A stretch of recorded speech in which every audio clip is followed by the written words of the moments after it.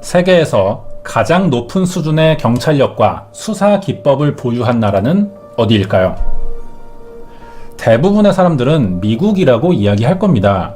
여기에 이견을 가진 사람은 많지 않을 것 같기도 해요. 실제로도 미국은 세계 최대의 경찰 수사력을 가지고 있습니다. 직접 보지 않아도 왠지 그럴 것 같은 생각도 들죠. 여기엔 많은 이유가 있겠지만 아무래도 미디어가 주는 이미지가 큰 역할을 한다고 볼 수 있어요. 실제 강력 사건을 큰 어려움 없이 해결했다는 뉴스를 적극적으로 보도하고 기술이 발전하면서 과거에 해결하지 못했던 미제 사건의 범인을 찾기도 하고요. 이런 사례를 각색해서 드라마나 영화, 게임으로 2차 가공하는 경우도 많거든요. 세계 최대의 수사력을 가진 건 사실이지만 그 자체로만 신뢰감을 줄 수는 없습니다. 이 사실을 알려야 그때 신뢰감이 생기는 거죠. 미국이 이걸 전략적으로 아주 잘합니다. 그만큼 수사기관이 사람들의 신뢰를 얻는다는 건 중요한 일이에요. 하지만 미국도 매년 죄 없는 사람을 과잉 진압해서 총을 쏴 사망하게 만드는 사건이 발생하고요. 잘못 검거했다가 사형당한 사례도 꽤 많습니다. 당연히 미국인 중에도 자국의 경찰을 신뢰하지 않는 사람들이 있죠. 사람인 이상 항상 완벽할 수 없고 한계점도 있기 때문에 모두를 만족시키긴 불가능한 일 같습니다. 우리나라 어떨까요? 이미지 나쁘기로 대표적인 기관 중 하나가 바로 경찰인데 유착이나 비리, 부실 수사 등의 기사가 자주 나옵니다. 하지만 사실 찾아보면 적극적으로 범죄자를 교화시켜서 진심으로 반성하게 만들거나 아니면 미해결로 남을 수 있었던 사건을 간단하게 해결한 경우도 많아요. 그 중 하나가 바로 최근에 일어났었죠. 영구 미제 사건 중 하나인 화성연쇄살인 사건의 진범으로 추정되는 용의자를 찾아내는데 성공한 사례죠. 미해결 사건을 처리하는 건 굉장히 중요한 일입니다. 법을 어긴 사람은 절대 놓치지 않고 끝까지 처벌하겠다는 의지를 보여주는 일인데 안타깝지만 그래도 현실적인 문제들로 봤을 때 모든 사건을 다 해결하지는 못하는 것 같아요. 수사할 단서가 없는 사건들이 분명히 존재하거든요. 이런 경우에는 시간이 지나도 재수사할 엄두를 내기가 쉽지 않습니다. 이번에 알아볼 사건이 이런 사례에 해당이 되죠. 영구 미제 사건이자 미국의 FBI마저도 재수사를 포기한 완전 범죄 사건이에요. 무려 미국에서 유일하게 해결하지 못한 항공 납치 사건으로도 유명합니다. 벌써 범인의 이름이 떠오르는 분도 있을 것 같아요. 그만큼 유명한데 이 자세한 내용이 궁금하시면 구독과 좋아요 부탁드립니다. 1971년 11월 24일 미국 오리건주 포틀랜드 국제공항에서 댄 쿠퍼라는 이름의 남성은 워싱턴주에 있는 시애틀 터코마 국제공항으로 가는 편도 티켓을 끊었습니다. 남성이 타게 될 비행기는 보잉 727-100 기종인 노스웨스트 항공 305편이었어요. 비행기 안에는 승객 36명과 승무원 6명이 탑승하고 있었죠. 포틀랜드 공항과 시애틀 공항까지는 30분 정도가 걸리는데요. 이날 댄 쿠퍼를 본 사람들은 이 남성이 40대 중반 정도로 보였고 검은색 정장과 흰색 와이셔츠, 검정 넥타이에 끈없는 구두 차림이었다고 합니다. 누가 봐도 출장 나온 직장인이나 사업가 같은 차림새였어요. 비행기에 탄 쿠퍼는 담배를 피우며 술과 음료수를 주문합니다. 잠시 후 비행기가 이륙했는데 이 시간이 오후 2시 50분이었어요. 그러자 쿠퍼가 갑자기 메모지에 뭔가를 쓰더니 앞에 있는 승무원인 플로렌스 셰프너에게 건네준 겁니다. 셰프너는 승무원으로 일하면서 이런 식으로 편지를 받는 경우가 많았다고 합니다. 이번에도 자기가 마음에 들어서 준 연애 편지 같은 내용일 거라는 생각에 펴보지도 않고 지갑에 넣었어요. 그러자 기분이 나빠졌는지 댄 쿠퍼는 이 승무원에게 다가가서 귓속말로 이렇게 말했습니다. 이봐 아가씨, 그 쪽지 펴보는 게 좋을 거야. 나는 폭탄을 가지고 있다고.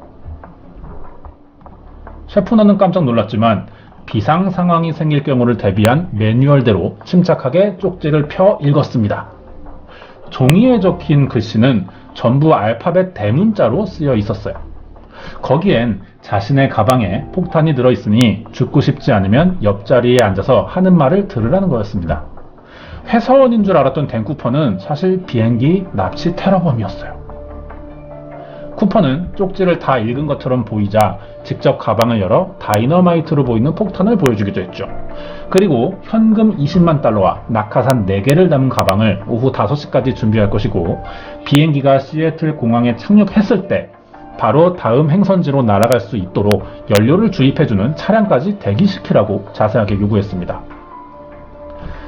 스튜어디스는 댄 쿠퍼의 말을 듣고 최대한 승객들이 동요하지 않도록 침착함을 유지하며 기장에게 가서 비행기가 납치됐다는 사실을 알렸고, 관제탑을 연결해 비행기가 납치됐다는 신호를 전달했습니다. 소식을 듣게 된 노스웨스트 항공의 도널드 라이롭 회장은 납치범이 요구하는 몸값을 넘겨주고 범인에게 최대한 협조해주라고 지시했어요. 승객과 비행기의 안전을 최우선에 협조하자는 판단이었던 것 같은데, 비행기가 목적지에 도착해 착륙하기 전까지 다행히 직접적인 피해는 없었습니다. 그리고 비행기가 멈출 때 쿠퍼는 창밖을 보면서 저 아래 땅이 마치 터코마 같다는 혼잣말도 중얼거렸거든요. 그리고 마신 술값을 내고 거스름 돈을 승무원인 셰프너에게 팁으로 주는 여유까지 부렸습니다. 이 비행기 납치 사건은 빠르게 미 연방수사국인 FBI에게 전달됩니다. FBI는 승객들의 안전을 보장받기 위해 요구대로 은행에서 20만 달러짜리 만장을 구했어요. 1970년대의 20만 달러는 현재 가치로 120만 달러입니다. 하나로는 14억 3,700만 원 정도에 해당하는 큰 돈이었죠. 이 돈들이 혹시나 사용될 경우 경로를 추적하기 위해 일련 번호가 적힌 사진도 미리 찍어 준비해뒀습니다. 유통된 지폐의 양들이 어마어마하기 때문에 비슷하게 시작되는 번호들로 준비했어요. 빠르게 추적할 준비를 해둔 거죠. 그런데 이 납치범은요, 요구 조건이 굉장히 까다로웠습니다. 자동이 아니라 수동으로 줄을 펴는 민간 낙하산을 요구했는데요. 사실 편리함으로 따지면 자동을 쓰는 게 맞을 텐데 구체적으로 수동을 고집했다는 겁니다. 왜 이런 요구를 했는지는 범인만 알겠죠. 확실히 관련 분야에 지식이 있는 사람처럼 보이고 최소한 수동 낙하산을 다룰 줄 안다는 거니까요. 그리고 이러한 선택이 어떤 범죄 계획의 한 부분일 수도 있다는 생각도 들어요. 정확한 의도를 파악할 수는 없었지만 FBI는 쿠퍼가 요구하는 모든 것들을 들어주기로 했습니다. 경찰은 인근 스카이다이빙 학교에서 일반인들이 사용하는 수동 낙하산을 구했어요. 납치 2시간 30분째인 오후 5시 24분이 되자 납치범인 쿠퍼는 자신이 원하는 것을 경찰이 모두 준비했다는 소식을 듣게 됐죠. 그리고 15분 뒤인 5시 39분에 시애틀 터코마 공항에 도착합니다. 쿠퍼는 비행기 조종사에게 밝은 곳에서 연료를 넣으라 협박했고요. 경찰이 미리 배치했을지도 모르는 저격수를 피하기 위해서 기내의 불을 모두 끕니다. 굉장히 침착하고 치밀하죠. 그리고 승객 전원인 35명과 협박 편지를 받은 스튜어디스 셰프너를 포함한 일부 승무원들을 풀어줬어요. 항공기에 연료를 다시 주입하는 동안 쿠퍼는 조종사에게 최대한 속도와 고도를 낮춰 멕시코시티로 가라며 지시했습니다. 속도와 고도는 시속 190km에 3000m 상공이었어요. 쿠퍼는 비행기를 최저고도의 비행 상태를 유지하라고 말했는데요.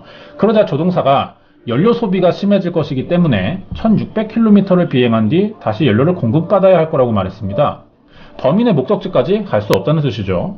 이 말에 쿠퍼가 잠깐 당황하더니 결국 네바다주 리노에서 다시 연료를 채우기로 결정합니다. 여기까지 설명을 들어보면 굉장히 자세하죠, 상황들이. 범인이 이미 비행 지식이 꽤 있는 사람처럼 보이고요. 이 상황을 위해 많은 준비를 해왔던 것으로 보입니다. 자, 납치 5시간째인 오후 7시 40분이 됐어요. 비행기는 쿠퍼와 조종사 또 다른 스튜어디스를 포함한 5명과 다시 이륙합니다. 이때 인근 공군 비행장에서 쿠퍼를 뒤쫓을 전투기 2대가 몰래 이륙하는데요. 연료 공급을 다 마쳤어요. 다시 비행을 시작한 지 1시간대가 되자 쿠퍼는 갑자기 모든 승무원들을 조종석으로 이동시킵니다. 그리고 자신은 낙하산을 맸어요. 밤 8시, 납치 5시간 30분째죠. 갑자기 기내 등이 켜집니다. 비행기 뒤쪽 계단이 작동한다는 표시등이었어요.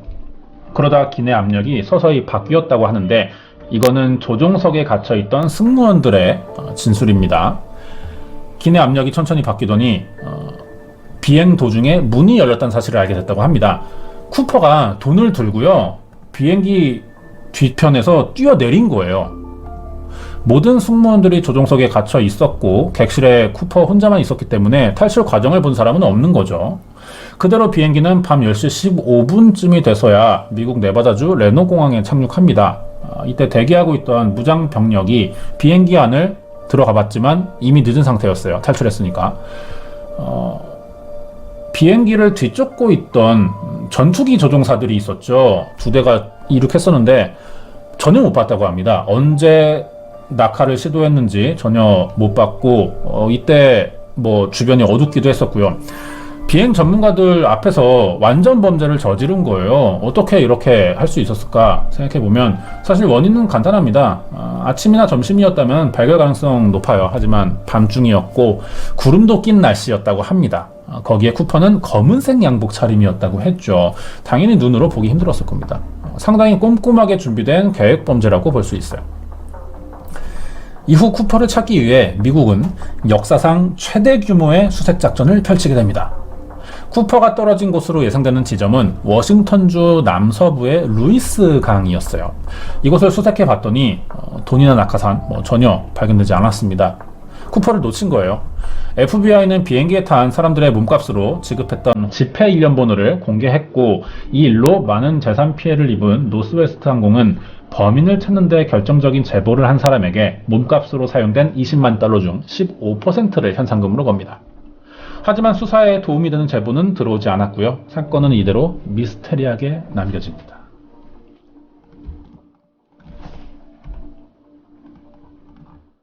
그리고 사건 9년 만인 1980년 쿠퍼의 낙하 지점으로 추정되는 루이스 강과 약 13km 떨어진 컬럼비아 강에서 5,800만 달러 상당의 20달러 현찰 뭉치와 낙하산 잔해, 쿠퍼의 넥타이 등이 발견됐어요. 9년 전 FBI가 쿠퍼에게 건네줬던 그 돈의 일부로 확인도 됩니다. 이 사건에서 인명피해는 없어요. 비행기를 납치했지만 비행기도 아무런 손상이 없었고요. 유일한 손해는 이 현금뿐인데 결국 일부를 찾았죠. 그럼 남은 건 범행을 계획한 쿠퍼를 찾는 일이었습니다. 수사기관은 쿠퍼가 공수부대 출신이고 스카이다이빙 경험이 많아서 가능한 일이었을 것이라 추측했어요. 하지만 아무리 숙련된 스카이다이버라 해도 어두운 밤에 낙하산만 가지고 고글도 없었거든요. 시속 300km 이상 불어오는 강풍에서 낙하를 성공할 확률은 낮다고 생각합니다. 이후 시간이 지나도 남은 돈들이 사용된 흔적은 발견되지 않았어요. 사실 이러한 범행 자체가 이상한 시도긴 합니다. 단지 돈을 훔치기 위해 확률도 낮고 목숨까지 걸어야 되는 비효율적인 방법이거든요. 수사를 통해 찾아낸 단서도 돈에 남은 지문 일부와 승무원에게 준 편지밖에 없었습니다. 이것만 가지고 범인을 잡기는 쉽지 않았죠. 용의자도 제대로 특정하지 못한 어려운 사건이었는데요. 지금부터 그나마 현재 FBI가 유력하게 보고 있는 용의자들은 누구인지 알아보도록 하겠습니다. 자, 첫 번째로요. 이 사건이 일어난 지 4개월 뒤에 똑같은 방식으로 미국의 덴버 공항으로 가던 유나이티드 항공사 보잉 727기가 납치를 당한 적이 있습니다. 여기서 범인은 50만 달러를 챙기고 뛰어내렸어요. 똑같이. 하지만 댄 쿠퍼처럼 완전 범죄가 되지 못했고요. 이틀 만에 지문과 필체를 분석해 범인을 체포할 수 있었습니다. 범인의 이름은 리처드 맥코이 주니어로 브리검영 대학에서 법 집행학을 전공한 데다 베트남전에도 참전한 적이 있었어요. 헬리콥터 조종사로 복무한 경험도 있었죠. 자신의 직업에서 익힌 기술이나 지식들을 범행에 사용한 사례가 되겠습니다. 잘 생각해보면 앞에서 말한 사건이 일어났고 그 뒤에 4개월 뒤에 똑같은 사건이 벌어진 거예요. 그럼 이 사람일지도 모른다는 생각이 가능하죠. 경찰은 맥코이를 검거해서 조사하던 중에 충격적인 사실도 발견합니다. 댄 쿠퍼가 공중납치 사건을 저질렀을 때 헬기로 쿠퍼 수색 임무를 맡았던 주 방위군 소속의 군인이었던 거예요, 이 사람이. 아마 여기서 범인의 수법을 전해 듣고 모방 범죄를 계획했던 것 같습니다. 맥코이를 취조하던 중 수사관이 혹시 4개월 전 같은 죄를 저지른 쿠퍼냐라고 질문한 적이 있어요. 하지만 이 사람은 아무런 대답을 하지 않았다고 합니다. 그리고 수감된 지 몇 달 만에 가짜 총으로 교도관을 위협해서 쓰레기 운반 트럭을 훔쳐 탄 뒤 감옥 정문을 부수고 탈출했어요. 하지만 3개월간 도망 다니다 FBI 요원에게 발견되면서 바로 사살당했습니다. 자, 수법이 거의 비슷했고 필체도 어느 정도 일치했다는 이야기가 있어요.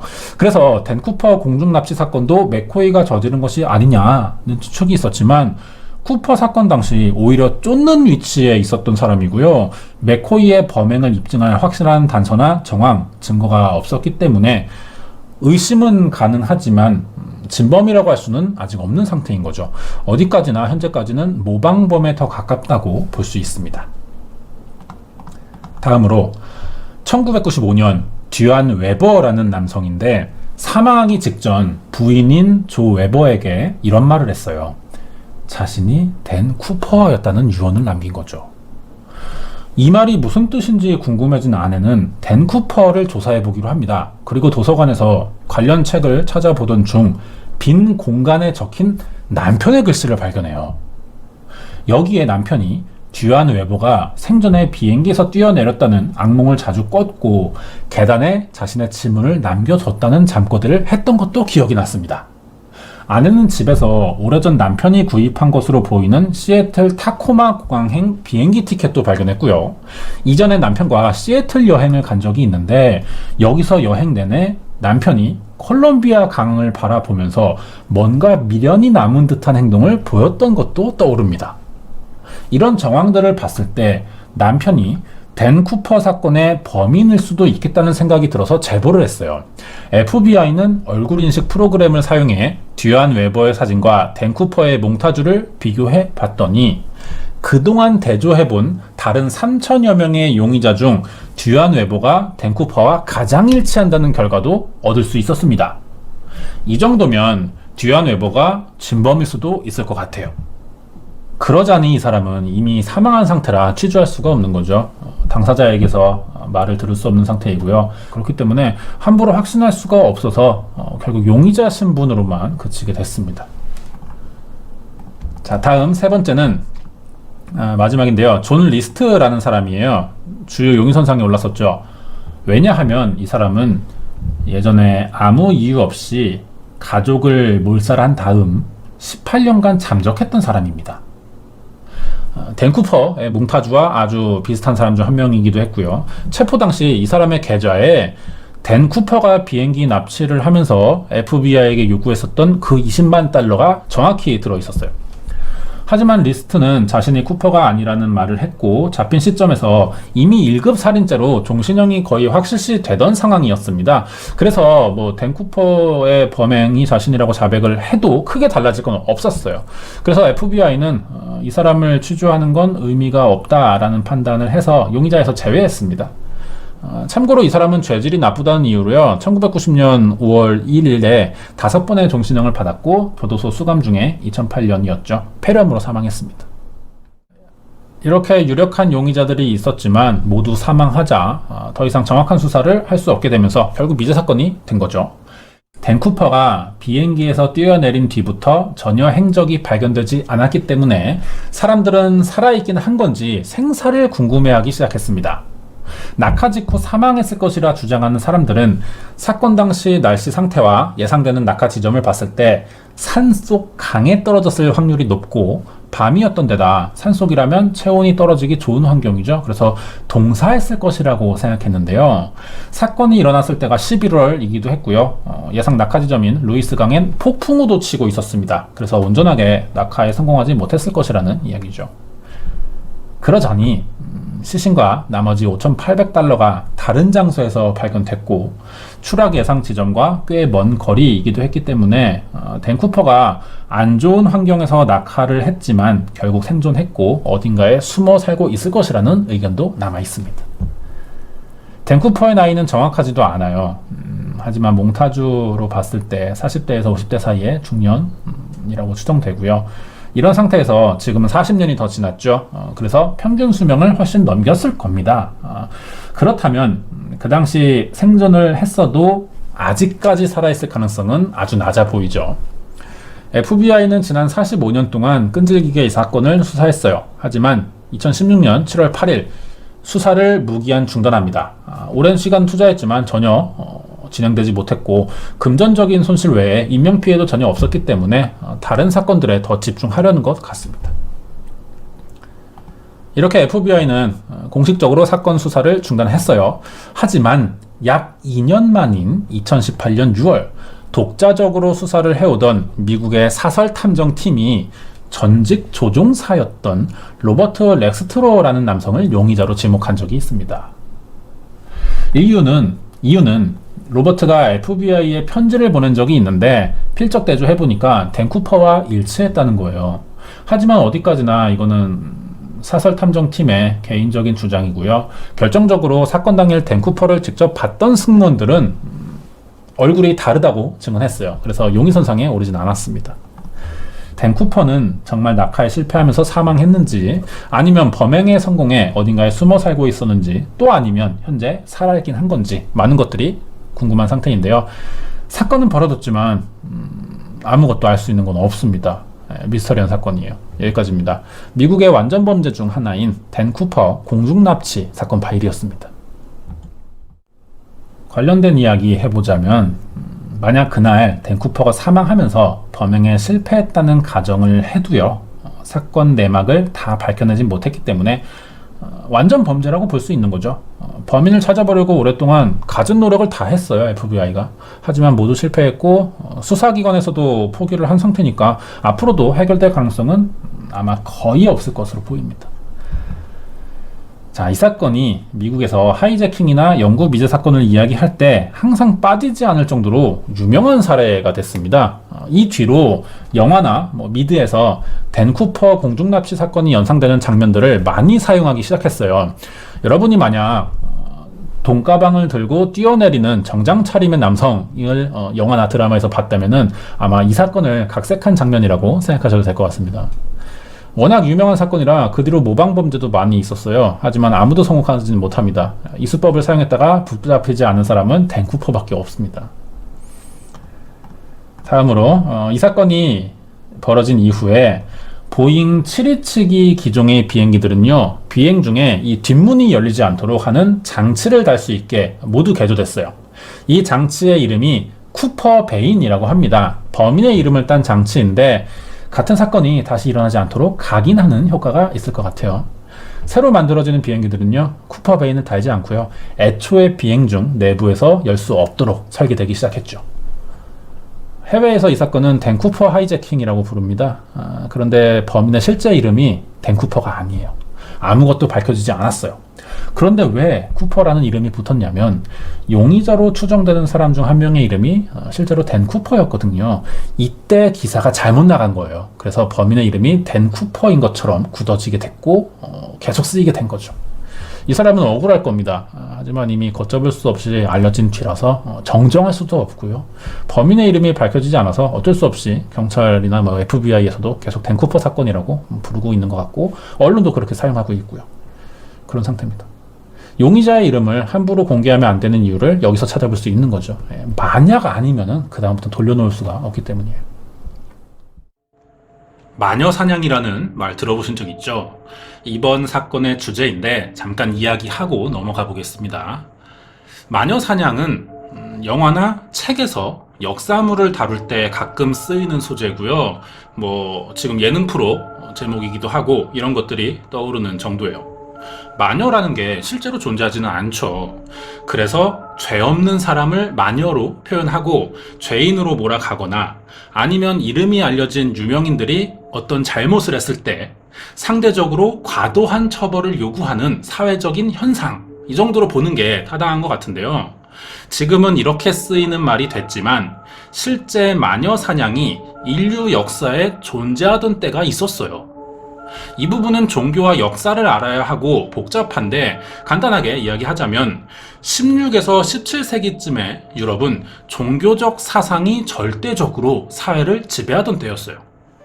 1000년 넘게 가톨릭만이 유일한 종교로 시민들을 장악했고 권력을 가지게 된 교황의 면죄부 남발로 청렴함의 상징이었던 교회가 타락한 거죠. 그러자 불만을 가진 루터파의 사람들이 모여 종교개혁을 시작합니다. 이 개혁은 어느 정도의 효과를 봤어요. 많은 사람들이 개신교를 따르기 시작하면서 빠르게 세력을 불려나갔죠. 한마디로 낡은 것을 버리고 새로운 것을 찾자라는 의도라 여기까지는 괜찮은데, 문제는 이 개신교의 핵심 인물들이 아주 급진적이었다는 겁니다. 가톨릭 세력에게 그동안 받아온 피해를 되돌려 주려고 한 거예요. 그래서 불특정 다수의 가톨릭 신자들과 다른 소수의 종교들까지 탄압하기 시작했죠. 이 일로 10만 명 정도의 사람들이 고발당했고요. 그중 4만 명이 사망한 사건을 500년 전에 일어난 유럽의 마녀 사냥이라고 합니다. 가톨릭 신자들을 마녀로 몰아 처형한 사건이었죠. 자, 여기서 짚고 넘어가야 할 건 어차피 뿌리는 같은 기독교란 말이에요. 그런데 종파가 다르다는 이유 정도로 사람들을 체포하기엔 이건 근거가 너무 빈약하죠. 진짜 마녀라고 부를 만한 행동을 했거나 아니면 큰 죄를 지었으면 모르겠는데, 아무런 물증도 없이 사람들을 잡아가면 많은 사람들이 반감을 가지는 건 당연한 현상이에요. 그런데도 마녀 사냥은 100년 가까이 이어졌고 그 잔재가 남아서 현재도 비슷한 현상을 부르는 상징적인 단어가 됐습니다. 여기서 다시 궁금해지는 건 도대체 이 고발당한 사람들과 거기서 사형당한 사람들은 어떠한 죄목으로 잡혀갔던 걸까요? 유럽 대부분을 지배하던 종교 사상인 기독교와 유일신인 그리스도에 대한 믿음을 버리고 사탄이나 악마와 계약을 맺거나 숭배하면서 사회에 혼란을 준다는 혐의였습니다. 아니면 악마를 섬긴 대가로 받은 능력을 사용해 하늘을 날고 마녀 집회를 열어 사람들을 혼란시키고 결국 예수 그리스도와 멀어지는 행위를 했다는 것이죠.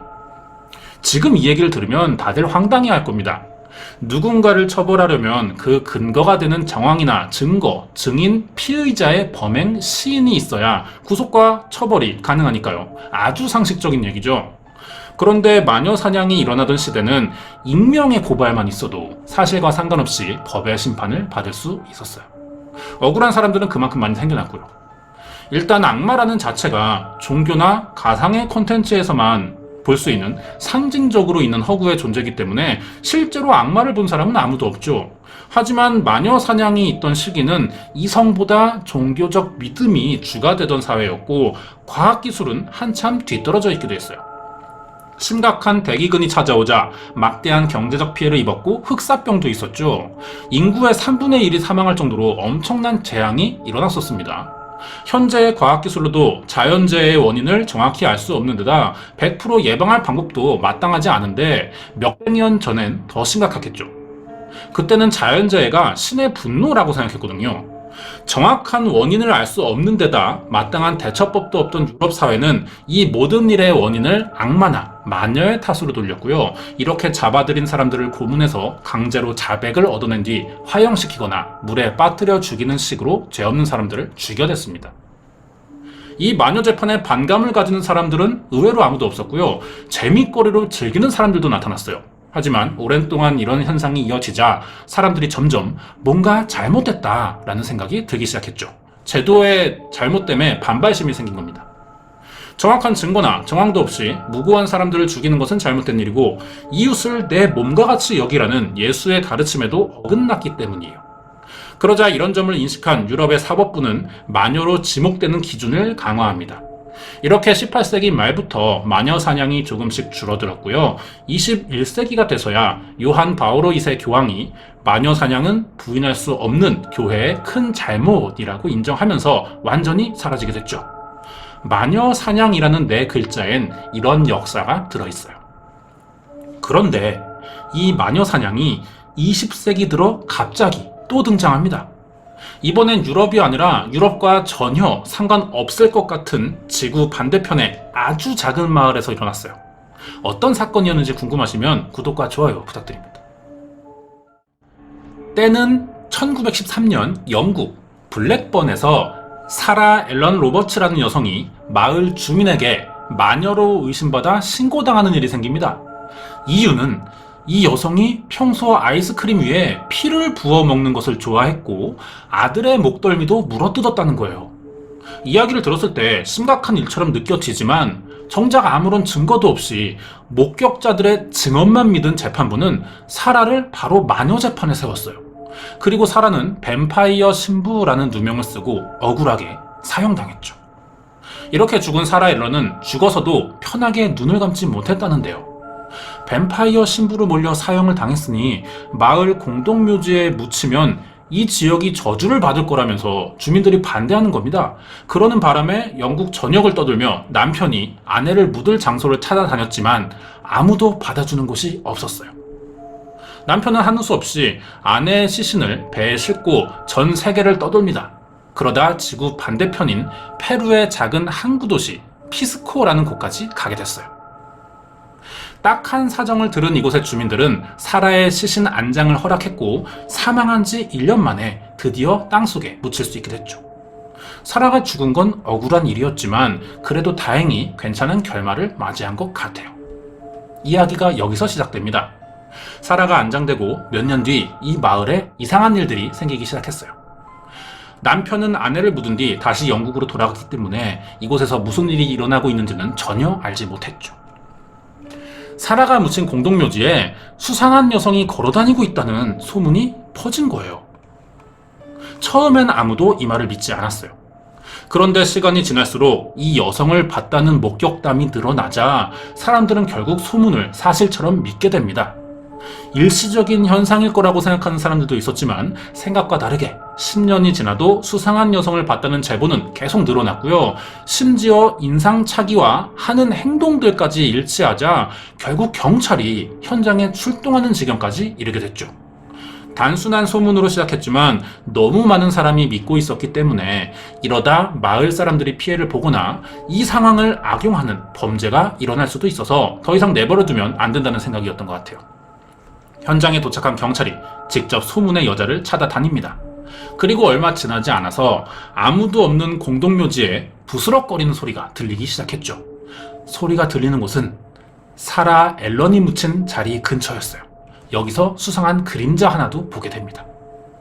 이 그림자를 본 경찰은 놀라서 도망을 갔다고 하는데요. 정체는 바로 마을 사람들이 말하던 그 수상한 여성이었어요. 창백한 피부에 낡은 망토를 걸쳤고 입 주변에서 피를 흘리며 경찰을 노려보고 있었다고 합니다. 경찰들도 소문이 사실인 것을 알게 된 이상 어떻게든 이 여성을 잡아 체포해야 됐는데 그럴 자신이 없었어요. 이 여성에겐 아주 심한 피비린내가 나는 데다 눈빛도 무서워서 가까이 접근할 수도 없었던 거죠. 기묘한 현상들은 여기서 멈추지 않습니다. 얼마 전까지만 해도 멀쩡했던 사라의 무덤에 점점 금이 가기 시작하는 거예요. 남편이 무덤을 워낙 튼튼하게 지어둬서 금이 조금 갔다고 이게 무너질 일은 없었지만 마을 사람들은 외국에서 들어온 사라가 이곳에 묻히고 난 뒤에 생긴 일들이라 불길한 징조라며 더 불안해했죠. 처음엔 마을 이장이나 몇몇 밖에 이 사실을 알지 못했어요. 사라가 어떻게 죽었는지 아는 사람들은 거의 없었죠. 하지만 영국에서 있던 일이 알려지기 시작하는 겁니다. 사람들은 먼 나라에서 온 사라가 정말 악마와 계약한 마녀나 뱀파이어의 신부일지도 모른다는 의심을 하게 됐죠. 이런 일이 한 가지만 일어나도 이상한데 2번이나 겹치다 보니 마을 주민들은 점점 겁에 질리기 시작했어요. 얼마 뒤엔 금이 간 것도 모자라서 밤만 되면 묘비가 흔들린다는 소문도 생겼죠. 사람들은 이제 정말 마을에 악마가 나타났다고 믿게 됩니다. 이 현상은 사라가 묻힌 지 80년이 지나도록 계속됐어요. 1993년이 되자 이제 마녀인 사라가 부활할지도 모른다는 소문도 생겼죠. 그러자 사라 앨런의 부활을 막기 위한 대규모 기도가 마을에서 일어나는데요. 이 의식이 해외까지 알려지면서 억울하게 죽어 원한이 생겼다는 사라 앨런을 추모하거나 마을에 일어난다는 이상한 현상을 직접 보기 위해 모여든 사람 등 다양한 목적으로 피스코를 찾는 방문객들이 끊이지 않았다고 합니다. 그러던 중 2000년대에 다시 한번 이 마을에 이상한 일이 벌어졌어요. 사라 앨런의 부활을 막는 의식을 치른 지 10년이 지난 2007년 8월 페루에서 규모 8.0의 대지진이 일어난 거죠. 수도인 리마를 포함한 많은 도시가 막대한 피해를 입었고요. 그중 가장 심한 피해를 입은 곳이 바로 피스코였습니다.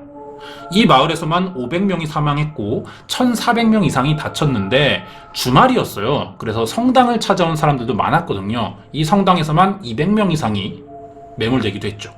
지진 피해는 공동묘지에도 있었습니다. 현장을 수습하러 온 사람들이 공동묘지 공사를 진행하던 도중 멀쩡한 묘지 하나를 보게 돼요. 바로 사라 앨런의 무덤이었죠. 그렇게 강한 지진이 있었는데 아주 예전에 금이 간 것을 빼면 흠집 하나 생기지 않았던 겁니다. 마을 사람들은 어떻게 이런 현상이 가능했는지 궁금해했고 조사도 해봤지만 끝내 밝혀내지 못한 채 미스터리한 일화로만 남게 됐죠. 1914년 사라 앨런이 피스코 마을에 묻힌 후 현재 100년이 지나고 있지만 아직도 사람들은 사라가 평범한 인간이 아니라 정말 뱀파이어 신부라고 믿고 있습니다. 그리고 이 무덤을 보러 매일 100명이 넘는 방문객들이 찾아온다 그래요. 이야기를 듣고 나면 사라 앨런이라는 사람에 대해 궁금해지죠. 정말 마녀였던 건지 아니면 억울하게 죽어서 원한을 풀지 못해 마녀로 부활한 것인지는 계속해서 미스터리로만 남게 될 것 같습니다. 이번 이야기는 1913년 영국에서 사망한 여성이 페루에 묻힌 뒤 일어났다는 기이한 현상, 뱀파이어 신부의 무덤에 관한 사건 파일이었습니다. 관련된 이야기 조금 더 해보겠습니다. 이 진도 8.0이라는 수준은요, 건물이 무너지고 땅이 갈라지는 정도의 강진이에요. 이 정도의 지진이 공동묘지에서 일어났는데 유일하게 하나만 멀쩡했고 이게 영국에서 마녀로 몰려 죽은 여자의 무덤이었다. 이런 이야기가 미스터리하기에 충분하죠. 사실 사람이 마녀라는 소재에 어느 정도 환상을 가지고 있는 건 사실이기도 해요. 이 이야기가 인간의 영역을 넘어서고 과학으로도 설명할 수 없는 초자연적인 현상처럼 보이긴 하지만 반대로 그렇지만 냉정하고 이성적으로 생각해 볼 필요도 있는 것 같은데요. 모든 결과엔 원인이 있다는 겁니다. 그리고 이런 상황들을 과학적, 논리적으로 해결하고 싶어하는 사람들이 있어요. 그중 한 명이 영국의 역사학자인 스티븐 스미스였죠. 이 사건의 흥미를 가지고 조사를 해봤어요. 그랬더니 1913년에 마녀로 몰려 처형당한 사라 앨런이라는 여성의 이야기가 피스코 주민들이 관광 수입을 위해 꾸며낸 가짜 이야기였다는 겁니다. 이 사람의 주장이에요. 사라의 남편에게 동생이 있었는데 그 당시 페루 리마에서 목화 공장을 운영하고 있었다는 사실도 알아냅니다. 이때 남동생을 보러 사라 앨런과 남편 두 부부가 페루에 여행을 왔는데 이때 아내가 병으로 사망했고 피스코 마을에 그대로 묻혔다는 거죠. 그리고 이야기가 퍼지기 시작한 1993년쯤 피스코 경제가 침체되자 관광 수입을 위해 사람들이 모여서 사라 앨런의 무덤을 찾았고요. 가짜 기도를 하면서 소문을 냈다는 거예요. 정리하자면 허구의 이야기를 꾸며서 사람들이 몰려들도록 조작했다는 이야기죠. 그러자 피스코 마을 측에서는 이 스티븐의 주장을 부인했고요. 자신들은 꾸며낸 적이 없다고 말했어요. 지역 시장까지 나서서 적극적으로 반박을 하자 뱀파이어 신부의 무덤이 진짜인지를 두고 논란이 생기기 시작했죠. 거짓 이야기라는 스티븐의 주장은 나름의 근거를 두고 있기 때문에 꽤 설득력 있게 들렸어요. 하지만 사실이라고 주장하는 피스코 사람들의 말은 아무런 증거나 증인 하나 없이 그저 사실이라는 말밖에 하지 못했거든요. 이런 상황이다 보니 외부인들은 당연히 가짜라는 주장을 믿을 수밖에 없겠죠. 그러던 도중에 페루에 강진이 일어난 거예요. 그리고 사라의 무덤만 유일하게 멀쩡히 살아남는 사건이 발생했던 거죠. 그러자 다시 사람들은 뱀파이어의 신부가 사실일지도 모른다는 믿음이 더 강해졌고 자연스럽게 관광객이 늘기 시작한 겁니다. 그리고 이제는 피스코 마을 사람들에게 사실 이 뱀파이어의 신부라는 이야기가 사실인지도 별로 중요하지 않을 것 같습니다. 사라 앨런이 어떻게 죽었건 간에 이 마을에 묻힌 건 사실이고 무덤이 지진에서 살아남았다는 이야기가 존재하는 한 지속적인 관광 수입이 될 거기 때문에 이게 허구의 이야기라도 사실 피스코가 손해보는 건 딱히 없기 때문이죠. 여기까지입니다. 다음 주 사건 예고하고 마치도록 하겠습니다. 다음 주에는 묻지마 살인에 관한 이야기가 될 것 같아요. 목표나 특별한 대상 없이 무차별적으로 살인하는 행위를 묻지마 살인이라고 하죠. 그동안의 살인 유형들은요, 강한 동기가 생길 때 일어난다고 분석되고 알려져 있었는데 새로운 형태의 범죄가 나타나는 거예요.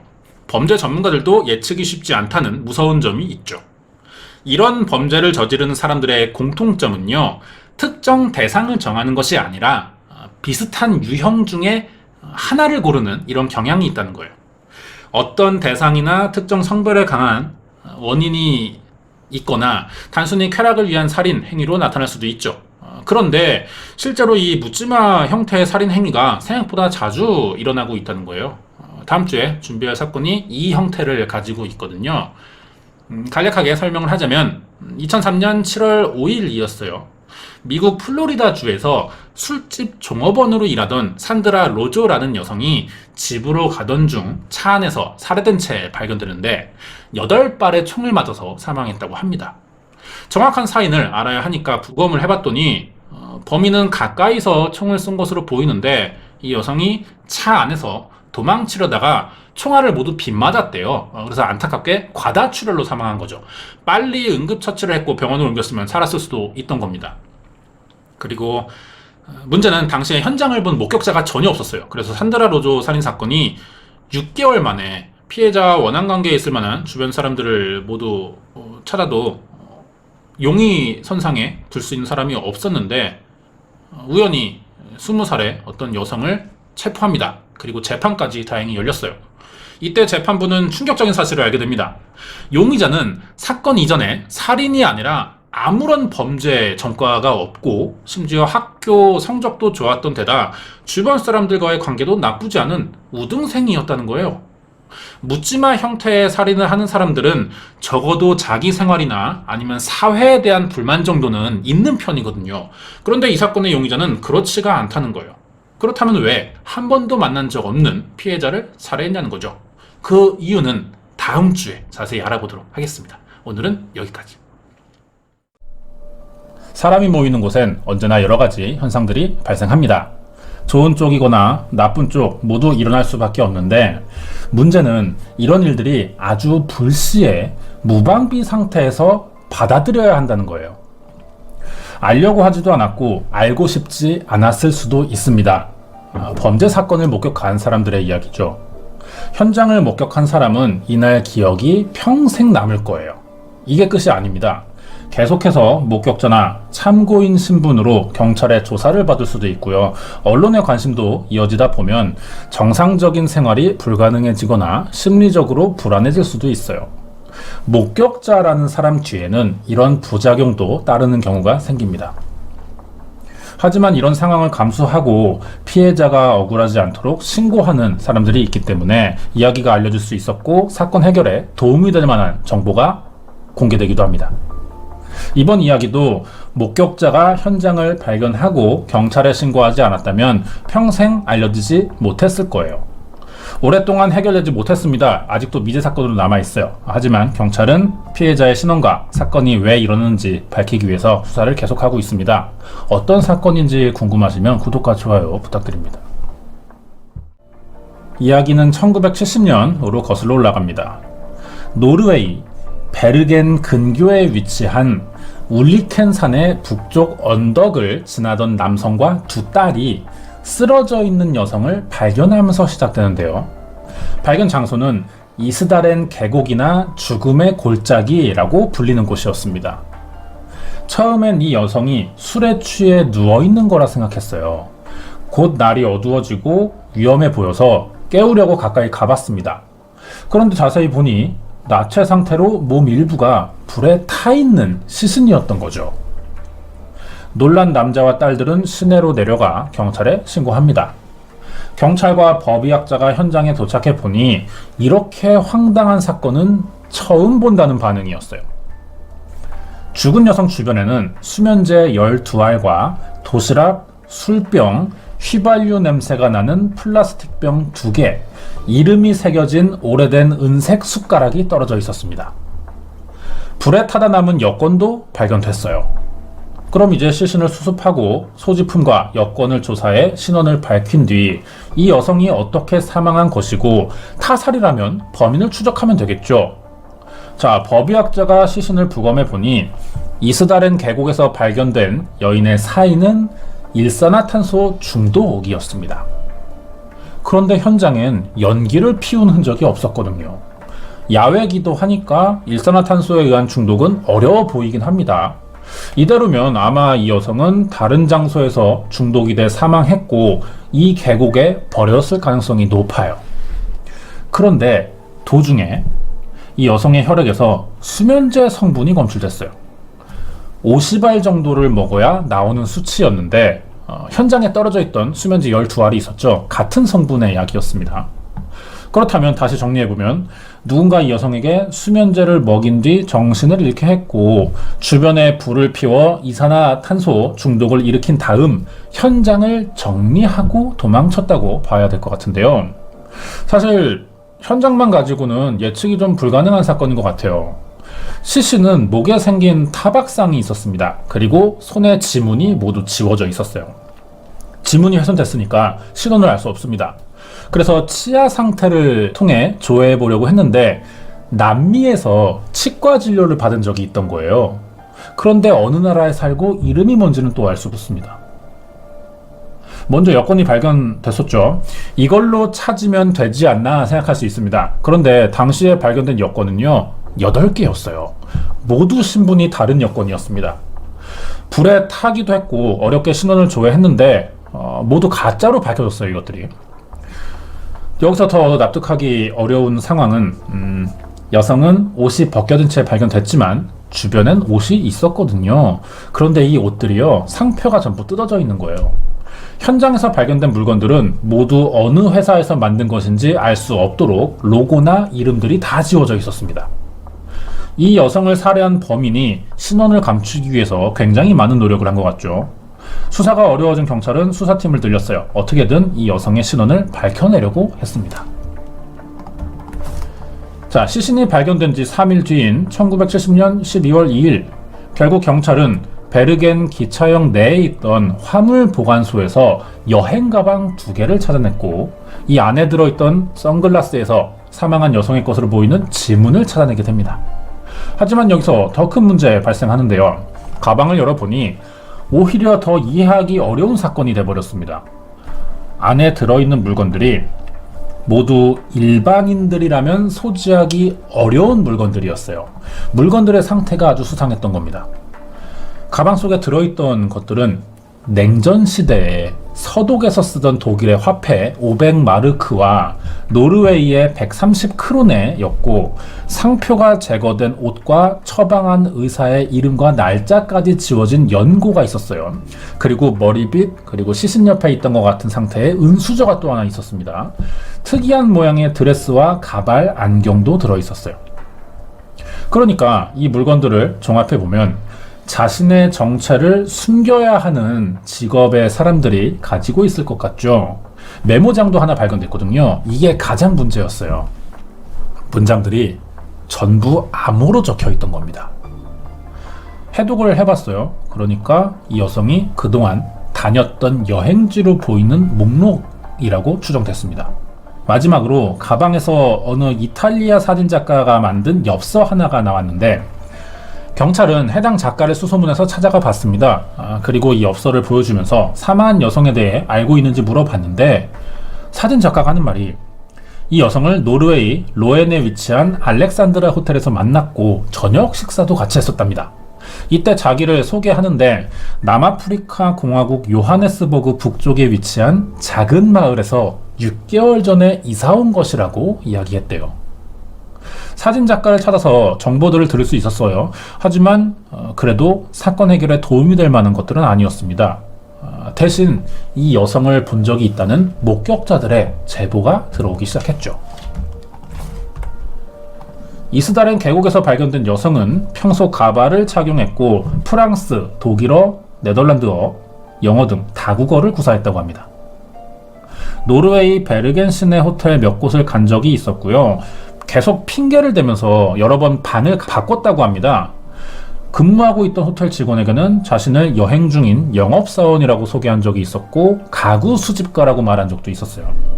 투숙 기간 동안 우유나 오트밀을 자주 주문했었다고 하는데 다른 목격자는 우연히 이 여성과 어느 남성이 베르겐 호텔에서 대화하는 것을 듣게 됐는데 여성이 하는 말은 독일어였답니다. 곧 돌아온다는 말을 들었다고 제보했어요. 그리고 이스다렌 계곡에서 발견되기 전 확인된 마지막 행적은 호르다 헤이멘 호텔로 밝혀졌습니다. 여성은 12월 19일부터 23일까지 이 호텔 407호에서 지냈고요. 호텔 직원은 여성의 키가 164 정도의 아주 아름다운 얼굴이었고 특히 눈이 작고 엉덩이가 큰 30, 40대 정도의 여성으로 보였다는 진술도 했어요. 이 호텔에 있었던 다른 목격자는 여성이 사우스 스테이트라는 노르웨이산 담배를 피웠고 23일에 호텔 밖을 나갔는데 현금으로 계산하면서 택시를 불렀다고 진술했습니다. 11월 23일 오전까지의 행적은 밝혀진 거예요. 그런데 시신으로 발견된 건 29일이 되거든요. 그러니까 이 6일 사이에 여성이 뭘 했는지 전혀 알 수가 없는 상태인 거죠. 수사가 이렇게 또 막힙니다. 결국 경찰은 인터폴의 협조를 얻었어요. 그렇게 유럽과 북아프리카, 중동까지 모두 수색해 봤는데 여성의 신원을 알 수가 없었습니다. 경찰들은 얼마 없는 단서를 가지고 사망 전 행적을 계속 추측해 봤어요. 아마 사망하기 전에 이스다렌 골짜기에 와 있던 거였을 거라 판단했는데 이 지역에 사는 남성이 죽은 여성의 몽타주를 보고 경찰서를 찾아오면서 새로운 제보를 했던 거죠. 제보자는 여성이 발견되기 5일 전인 11월 24일에 친구와 언덕을 지나가다가 이스다렌 계곡에서 검은 코트를 입은 외국인 남성 2명과 같이 서 있는 것을 봤다고 진술합니다. 여성의 차림은 산과 어울리지 않는 드레스 형태였대요. 그리고 겁에 질린 표정이었는데 뭔가 이야기를 하고 있는 것처럼 보였다고 합니다. 하지만 자신이 알아들을 수 없는 나라의 말이었고 같이 있던 일행이 무섭다는 신호를 보내는 바람에 더 이상 이 상황을 지켜보지 못하고 그대로 지나쳤다고 이야기했어요. 이 외에도 여성을 봤다는 사람들의 진술은 많았습니다. 하지만 정작 신원을 알아낼 수 있는 정보는 없었고요. 결국 노르웨이 경찰은 이스다렌 계곡에서 발견된 여성의 정체를 밝혀내는 데 실패합니다. 이렇게 사건은 베르겐의 경찰 몇 명이 작게 장례식을 치러주면서 끝나게 됐어요. 묘비엔 이름도 적지 못했습니다. 현재까지 발견 장소인 이스다렌의 여인으로만 불리고 있습니다. 이 사건은 사망자의 신원을 끝내 밝혀내지 못했고요. 어떤 이유로 사망했는지도 정확히 알지 못합니다. 사람들이 가장 궁금해하는 것은 이 여성의 정체가 무엇이냐는 거예요. 8개나 되는 가짜 여권이 발견됐어요. 그럼 그만큼의 가명을 사용해 왔을 겁니다. 여행 가방 안에서 발견된 소지품들은 신원을 감추기 위한 좀 변장용 도구들이 아닐까 생각되는데요. 이 여성이 그러면 평범한 사람은 아니라는 이야기가 되는 거죠. 변장 상태라면 단순히 공연을 다니는 사람이라고 생각할 수도 있어요. 그러자니 소지품들의 상태가 평범하지 않다는 겁니다. 일반인들이라면 물건에 이런 상표나 제조일자를 굳이 지으면서 가지고 다닐 필요가 없기 때문이죠. 가짜 신분을 여러 개 만들었고 변장을 수시로 할 만한 사람이라면 자기 정체를 반드시 숨겨야 되는 이런 사람일 가능성이 높습니다. 이런 점들을 봤을 때 이스라엘 계곡에서 사망한 여성은 사건이 일어나던 당시가 냉전 시대였다는 점에서 적국의 스파이 아니면 국제적으로 활동하는 범죄 조직원일 가능성이 있을 것 같아요. 1970년대는 민주주의와 공산주의가 대립하던 냉전 시대였습니다. 이 당시 노르웨이는 서방 연합국이었어요. 이에 대립하는 소비에트 연방공화국에서 서방 국가에 첩보원을 보내는 일이 자주 있던 것을 고려하면 이스다렌 계곡에서 사망한 여성도 소비에트 소속의 스파이일 가능성이 있다는 거죠. 그리고 최근에 노르웨이 국방부에서 기밀 해제한 기록이 있는데요. 이걸 보면은 사건이 일어나던 때에 노르웨이에서 실시한 펭귄 미사일이라고 합니다. 이 미사일 실험에 관한 최고 기밀 서신을 비밀리에 주고받았다는 움직임이 있었다고 합니다. 이 증거로 지역 어부가 이스다렌의 여인이 발견된 베르겐과 160km 떨어진 스타방에르라는 곳에서 어느 여성이 군사 훈련을 몰래 관찰하고 있었다고 이야기했어요. 자기가 봤다는 거죠. 사건이 일어나던 때가 냉전 시대라는 것과 위조 여권이 8개였고 수상적인 어떤 변장용 도구들의 암호도 적혀있는 메모장이 있었고요. 군사훈련까지 관찰하고 있었다는 것을 보면 역시 첩보원일 가능성이 좀 높다고 생각이 되죠. 첩보원들은 활동을 시작한 순간부터 자신의 신분이 발각되었을 때를 대비해서 신원 정보나 관련 기록이 전부 말소된다고 이야기가 들려오죠. 어느 나라에서도 이스라엘의 여인에 관한 신원 정보가 없는 것을 보면 결국 냉전시대에 적국에서 활동하던 첩보원일 것이라는 가설이 가장 설득력 있게 들립니다. 만약에 이스라엘의 여인이 적국에서 온 첩보원이라면, 사실이라면 이 여성이 사용하던 여러 나라의 언어 중에 독일어가 있었단 말이에요. 이것으로 볼 때 동독 출신일 확률도 좀 있다고 볼 수 있고요. 그렇다면 이스라엘의 여인이 사망한 것은 정체가 들통나서 스스로 목숨을 끊은 것인지, 아니면 다른 나라에서 온 또 다른 스파이에 의해 타살된 것인지, 이런 것들도 좀 밝혀내야 될 것 같아요. 여기에 노르웨이 수사국에서는 이 여성이 스스로 목숨을 끊었다고 잠정 결론 내렸습니다. 여성의 혈액에서 검출된 수면제 50알이 결정적이었어요. 하지만 직접적인 사인은 일산화탄소 중독이었고, 이 수면제는 다 녹지 않은 상태에서 검출됐습니다. 그래서 수면제가 사망에 결정적인 영향은 주지 못했을 것 같아요. 본인의 의지가 아니었다면 이만큼의 수면제를 삼킨 이유는 설명되지 않습니다. 이것이 스스로 목숨을 끊었다고 보는 주된 근거인데요. 결국 수사 결과는 자살로 잠정 결론을 내렸고, 아직까지 신원이 제대로 파악되지 않은 상태입니다. 만약에 살인 사건이라면 용의자도 특정 지을 수 없는 상황이라서 결국 미제 사건으로만 남아져 있죠. 반대로 타살이라는 의견도 설득력이 조금은 있어요. 1970년 11월 24일에 이 여성이 낯선 남성 2명과 같이 있었고 겁에 질린 표정을 했다는 등산객의 증언이 사실이라면, 범죄 조직의 일원이나 스파이로 추정되는 이스라엘 계곡의 이 여성이 임무에 어떤 임무가 있었을 겁니다. 여기에 실패하면서 그 대가로 죽음을 강요받았을 가능성도 있다는 거죠. 스스로 목숨을 끊어라, 이런 식으로. 아무리 스스로 수면제 50알을 삼켰다 해도 자신의 의지보다 누군가가 강요해서 어쩔 수 없이 죽음을 선택했다는 게 이 타살설을 믿는 사람들의 주장인데요. 노르웨이 수사국은 자살로 결론을 내렸지만 현재 많은 사람들은 타살설을 더 많이 믿고 있습니다. 과연 이 사람의 정체는 뭘까요? 아직 정확한 실체 밝혀지지 않은 상태라 노르웨이의 가장 큰 미스터리 중 하나로도 알려져 있습니다. 자, 준비한 내용 여기까지입니다. 노르웨이판 탐함슈드라고 불려요. 이스라엘의 여인에 관한 사건 파일이었습니다. 네, 관련된 이야기를 좀 해보자면 사건이 50년이나 지났고요. 현재 자살로 결론이 내려져 있지만 아직 노르웨이 경찰은 이스라엘의 여인이 누구인지 정체를 밝히기 위한 수사가 계속 진행 중입니다. 실제로 2016년에 이 여성의 앞니에서 DNA를 채취하는 데 성공했어요. 이 분석을 해보니 유럽계 출신으로 보인다는 결과가 나왔습니다. 그리고 다음 해인 2017년에 실시한 동위원소 조사 결과에서 1930년대 독일 니른베르크 인근에서 태어난 것으로 보이지만 어릴 때 프랑스나 독일의 국경지대로 이사갔을 가능성이 높다는 결과가 나왔고, 암호문도 감정해본 결과 이 프랑스나 인근 국가에서 교육받았을 가능성이 있다는 분석도 나왔어요. 이런 것들을 종합해보면 이스라엘의 여인은 독일에서 태어났지만 프랑스에 거주한 경험이 있는 사람으로 볼 수 있습니다.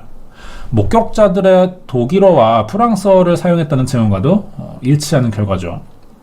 치아 조사 결과도 남아메리카에서 치과 치료를 받았다는 것이 있었는데, 이것도 여러 나라를 다녀야 하는 스파이 특성에 잘 맞는다는 생각도 들고요.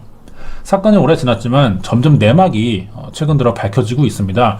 계속해서 과학 수사가 발전하고 있고요. 전 세계적으로 우리나라도 그렇고 미제 사건들이 좀 해결되는 추세입니다.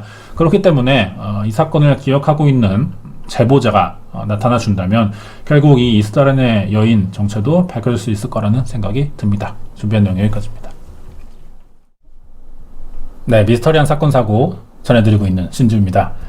저는 그동안 미스터리 사건 소개할 때 영화 이야기를 유독 많이 했던 것 같아요. 실제 사건이 영화로 된 경우가 있으면 항상 마지막에 소개하면서 끝나는 편인데, 어릴 때부터 범죄 스릴러 영화를 좋아하다 보니까 남들에 비해서 잔인한 장면을 좀 겁없이 보는 편이 됐고요. 그러다가 살인사건이라던가 이런 미스터리한 이야기에 좀 더 쉽게 관심을 가질 수 있었던 것 같습니다. 그래서 지금 유튜브로 살인사건이나 좀 관련된 미스터리 콘텐츠를 하게 됐던 것 같아요. 범죄 스릴러 영화를 좋아하게 된 계기는요, 소울을 처음 보면서였어요.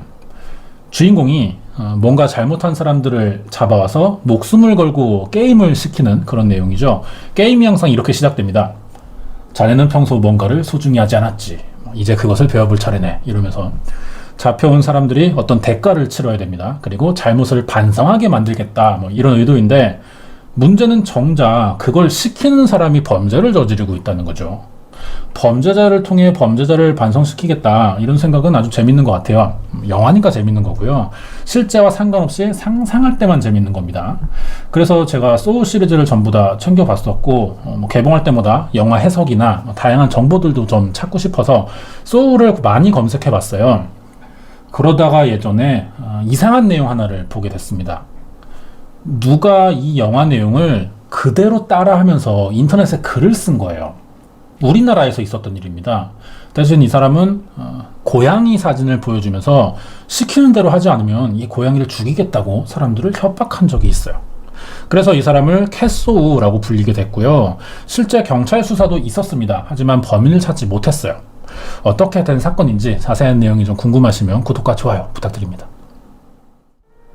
이 사건은 2010년 12월 10일 국내 유명 커뮤니티에 고양이 사진을 올리는 게시판에서 일어났습니다.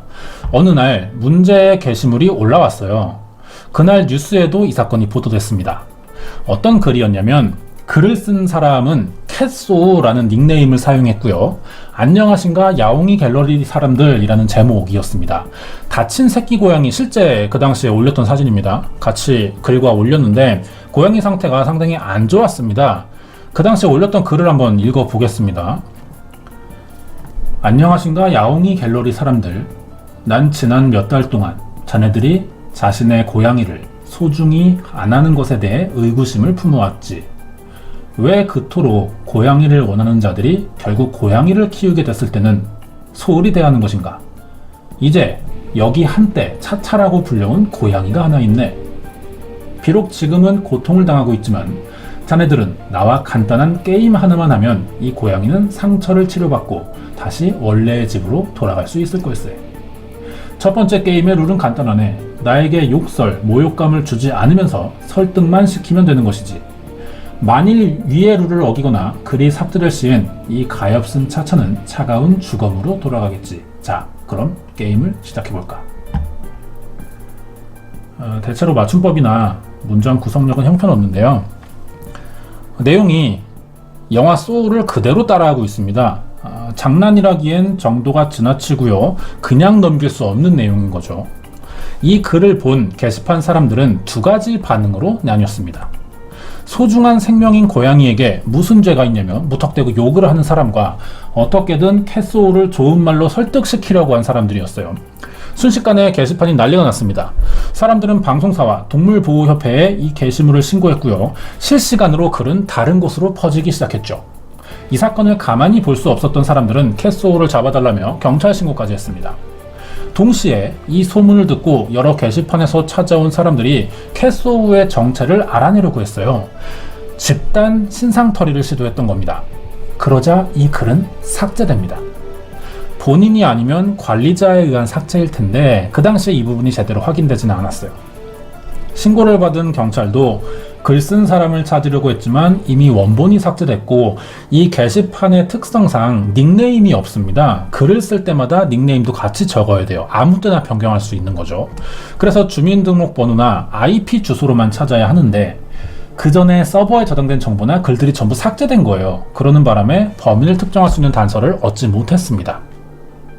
그러자 19일 만인 2010년 12월 29일 국내 동물사랑실천협회와 미국 단체인 동물을 윤리적으로 대우하는 사람들, 줄여서 PETA라고 합니다. 여기 아시아 지부에서요. 지금은 둘 다 신뢰성이 있는 단체는 아니게 됐습니다. 여기서 캣소울을 제보하는 사람에게 500만 원의 현상금을 주겠다고 밝혔어요. 국내에서 동물학대범에게 현상금을 준 건 이번이 처음이었습니다. 경찰 수사 전부터 범인으로 추정되는 사람들은 있었어요. 워낙에 인터넷으로 빠르게 알려진 사건이라 신상털이 시도가 굉장히 많았습니다. 그러면서 범인으로 추정되는 몇 명이 실제 경찰의 용의선상에도 올랐지만 전부 사건과 관련 없는 사람으로 밝혀졌고요. 결국 진범이 잡히지 않으면서 미제 사건으로 남게 됐죠. 그때 이 고양이는 사망했을 거라고 추정됐거든요. 만약 이 고양이를 찾는다면 부검을 통해 DNA를 찾을 수 있어요. 범인의 흔적을 찾을 수 있는 거죠. 하지만 사진 속의 장소가 정작 어딘지 알 방법이 없었고요.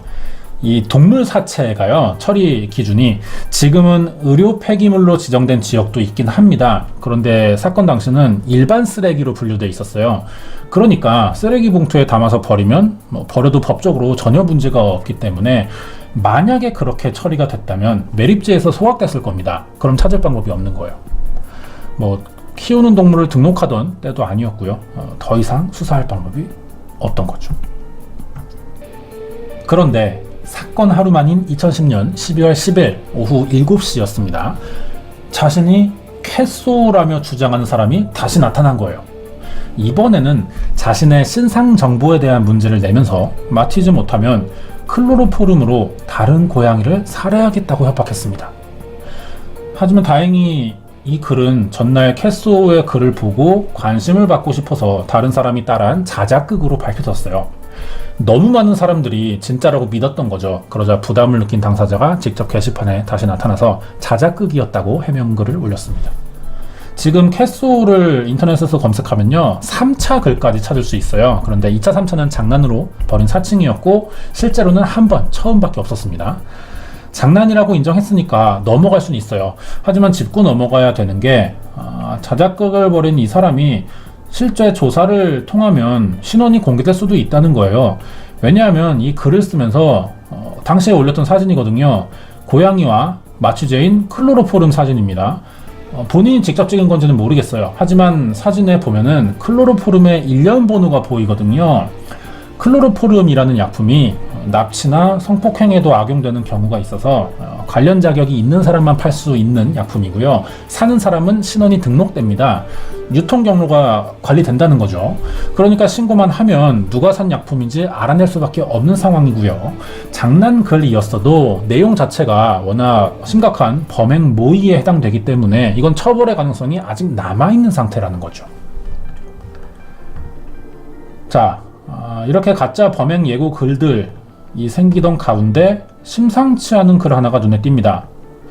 캣소우가 올린 것으로 추정되는데요. 먼저 공개한 고양이인 차차를 학대한 다른 사진들이 컴퓨터에 그대로 남아있고, 자신의 컴퓨터에 이번엔 다른 새끼 고양이 사진을 올리면서 이 게시판 이용자들의 이중적인 모습에 크게 실망했다는 내용을 다시 올렸어요. 자신은 논리적으로 설득을 받고 싶었을 뿐인데 분노하는 감정에 휩쓸려서 정작 피해를 입은 고양이의 고통은 생각할 시간조차 없냐며 오히려 자기가 이용자들을, 게시판 사용자들을 탓하기 시작하는 겁니다. 캣소우는 다시 문제를 냈어요. 애완동물의 정의를 논리적으로 이야기하는 사람이 있으면 사진 속 고양이는 살게 될 거라고 했는데요. 게시판 자체가 매번 닉네임을 이미 설정할 수 있기 때문에 같은 사람인지는 확신할 수 없습니다. 하지만 예전부터 이곳을 지켜보며 사람들의 이기적인 생각을 지적하려는 그 패턴이 되게 비슷하죠. 결국 이 글도 요청으로 금방 삭제됐어요. 많은 사람들은 먼저 글을 쓴 캣소우와 같은 사람이었다고 보고 있습니다. 2차 범행을 예고했기 때문에 경찰 신고가 다시 있었지만 이번에도 글이 금방 지워졌거든요. 그래서 범인을 찾지 못합니다. 그 뒤로 캣소우는 다시 나타나지 않았어요. 캣소우의 제보를 받고 현상금을 건 동물단체에서는 허위 제보들만 들어왔습니다. 그러자 인터넷상에서 개별적으로 범인을 뒤쫓아본 사람들이 나타났고요. 이들은 범인으로 추정되는 사람의 집 주소와 전화번호, 얼굴 사진을 찾아내 공개했습니다. 그러자 동물보호협회에서 이 정보를 받아 이 사람을 고발했어요. 경찰 조사를 결국 받게 됐는데 취재해 보니까 혐의점이 전혀 없는 사람이어서 그날 귀가 조치됐습니다. 결국 죄 없는 사람의 신원만 공개되면서 생활에 지장을 받게 됐고요. 이 사람은 실제로 자살까지 고민했었다는 인터뷰도 현재 남아있습니다. 결국 캣소우 사건은 아무런 수사가 이루어지지 못해서요, 범인을 찾지 못했고 고양이와 상관없는 사람 한 명만 피해를 입은 사건으로 남게 됐죠. 사건 속의 고양이는 정말 캣소우에게 죽임을 당했는지 아니면 원래 의도대로 경고만 주는 정도에서 멈췄는지도 밝혀진 게 없습니다. 당사자가 다시 나타나지 않는 이상 사건은 해결할 방법이 없는 상태예요. 준비한 내용 여기까지입니다. 이번 사건은 영화 소울을 모방해서 고양이를 인질로 삼아 학대한 캣소우 사건 파일이었습니다. 나와 다른 누군가가 서로 다른 시대에 있었지만 비슷하게 살았다는 사실을 알게 되면 어딘가 신기하게 느껴질 겁니다. 과학적으로 밝혀진 건 아니에요. 하지만 생각보다 자세한 부분까지 일치하는 경우가 분명히 존재하고요. 이런 사례는 세계 곳곳에서 전해지고 있기 때문에 지금은 이 현상을 말하는 이론도 생겨났습니다. 평행이론이라고 부르죠. 평행이론의 사전적 의미는 서로 다른 시대를 살고 있는 두 사람의 운명이 유사한 패턴으로 전개될 수 있다는 이론이라 설명하고 있습니다. 불교에서 말하는 윤회사상이 떠오르는 분도 있을 것 같은데요. 겹치는 부분은 분명히 있습니다. 하지만 윤회사상은 지금에 비해 다음 생이 완전히 달라질 수 있고 전생과 비슷하게 살기도 합니다. 하지만 미래나 환생 여부는 아무도 알 수 없는 일이고요. 증명할 방법도 없죠. 이번 시간엔 평행이론에 대한 이야기를 해보겠습니다. 평행이론에도 종류가 있어요. 서로 평행한 우주가 있다는 우주 평행이론이 있고요. 공간 평행이론, 그리고 이번에 이야기할 시간적 평행이론이 있습니다. 평행이론에 관심이 있거나 자세한 이야기 궁금하신 분들은 구독과 좋아요 부탁드립니다. 이번 내용은 논란의 여지가 있어 보입니다.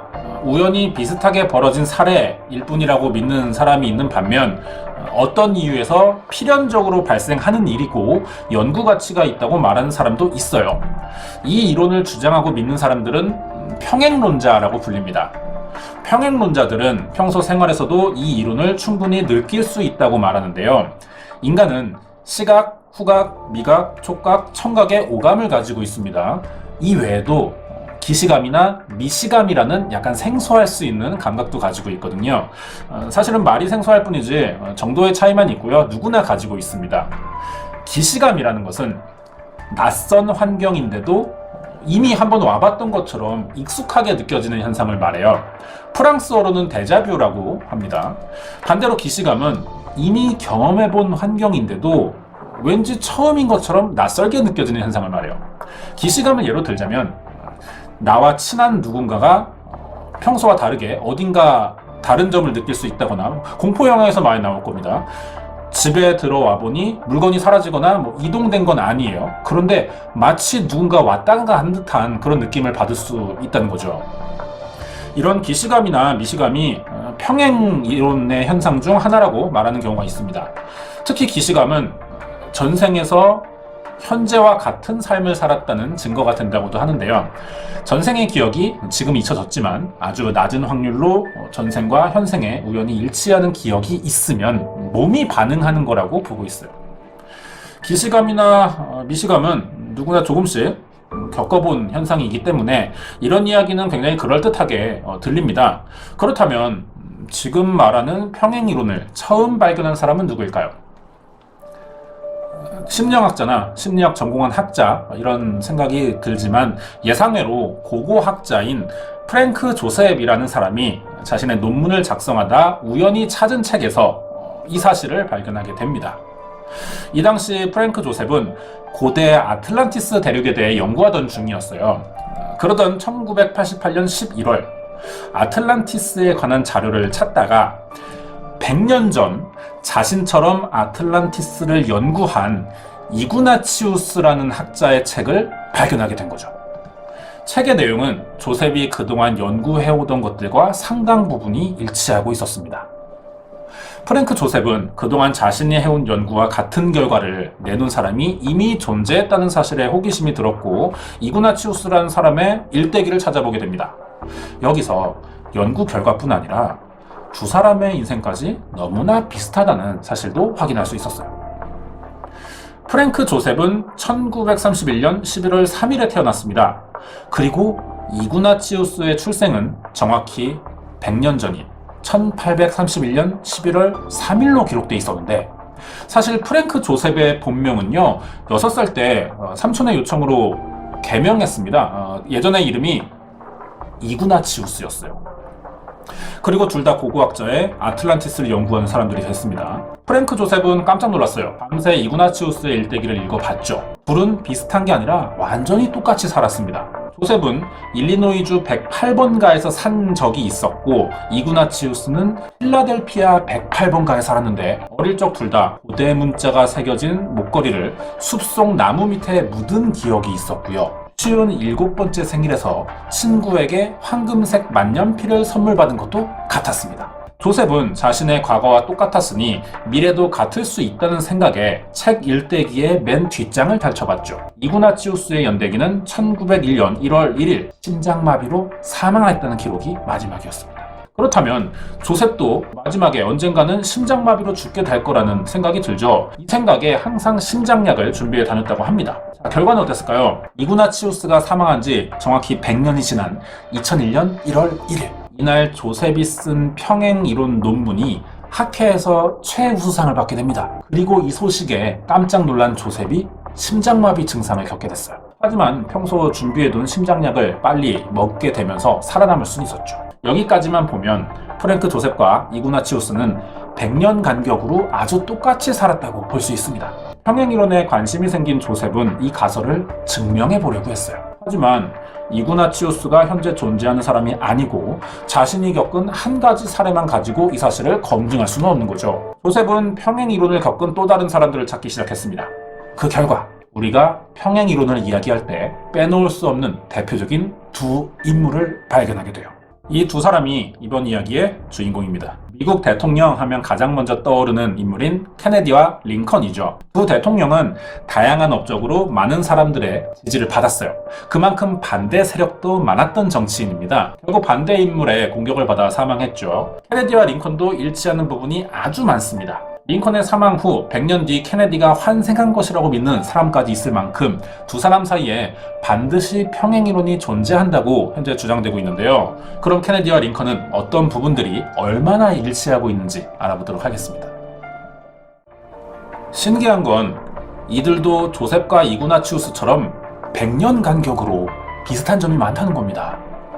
미국의 16번째 대통령인 에이브러햄 링컨은 1846년 하원 의원에 당선된 지 14년 후인 1860년에 대통령에 당선됐고요. 케네디는 1946년에 하원 의원을 거쳐 14년 뒤인 1960년에 대통령이 됩니다. 정확히 100년 간격이죠. 이름이 7자이고요. N이 2번 들어가는 것도 같습니다. 이 둘은 흑인 인권에 공헌했다는 사실도 유사한데요. 링컨은 남북전쟁을 승리로 이끌었고 흑인 노예 제도를 폐지했습니다. 케네디는 고위 관료에 흑인을 임명했고 부유층만 투표하게 만드는 투표세라는 걸 붙였습니다. 시민들에게 권리를 돌려준 거죠. 그리고 반대파 인물들에게 암살되기도 했어요.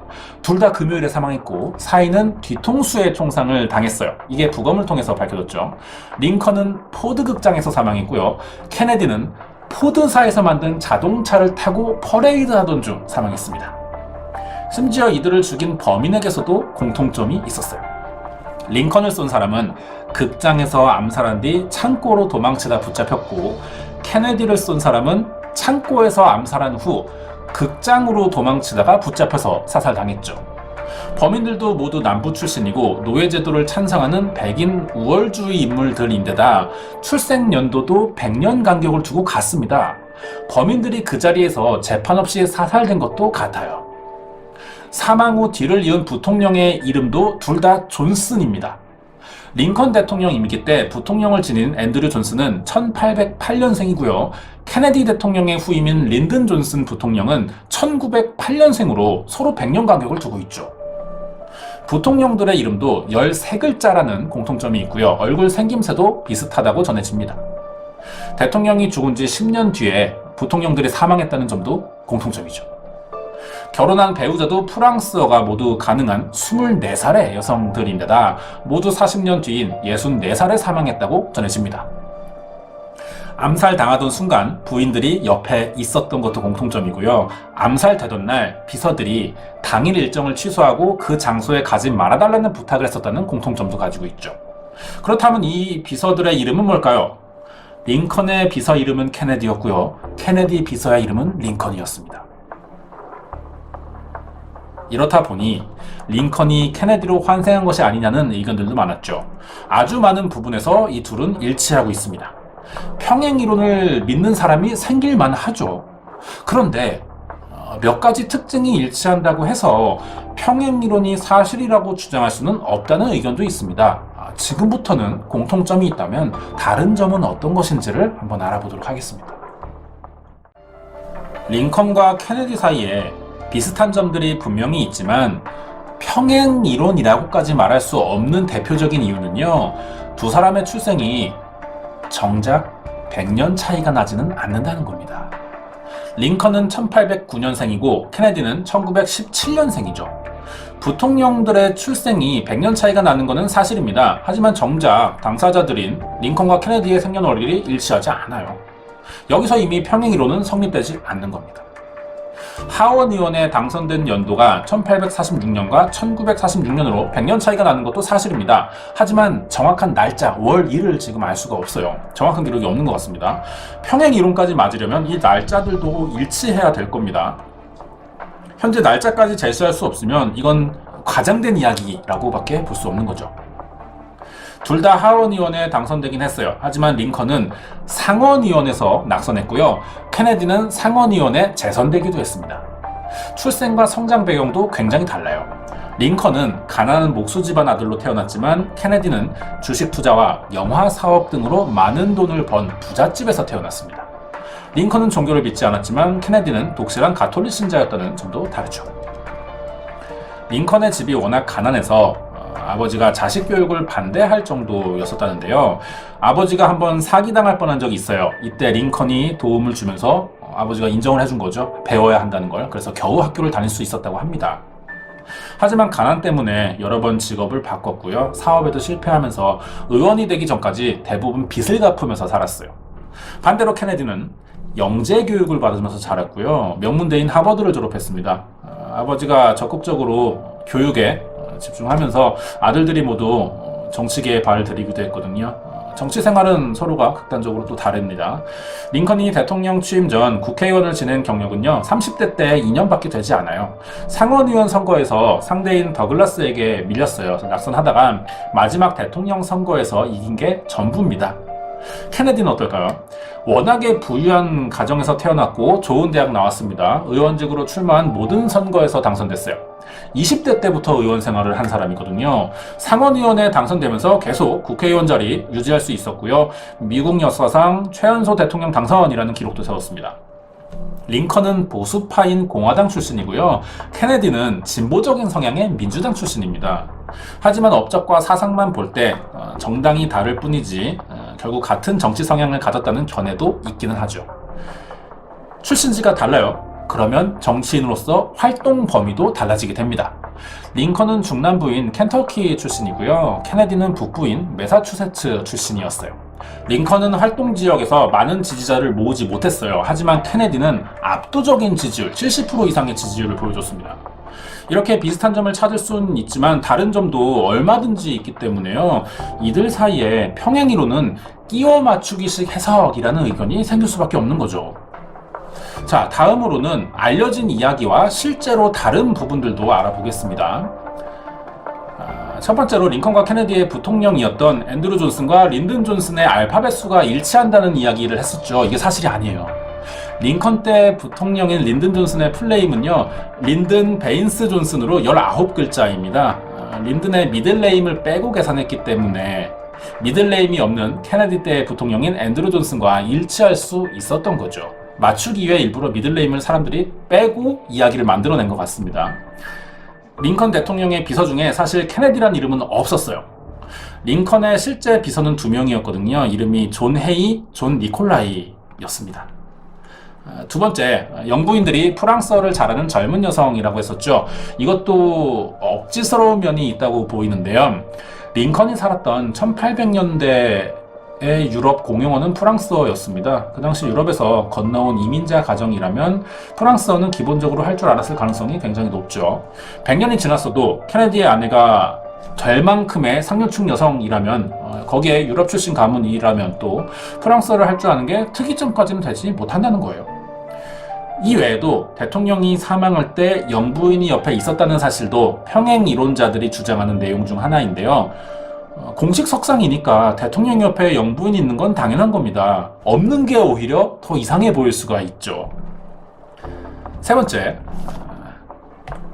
링컨의 마지막 행선지였던 포드 극장이 마릴린 지역의 멀로라는 곳이었다는 점과 케네디가 암살당하기 직전 옆에 마릴린 멀로가 있다는 것도 사실은 아닌 것으로 밝혀졌어요.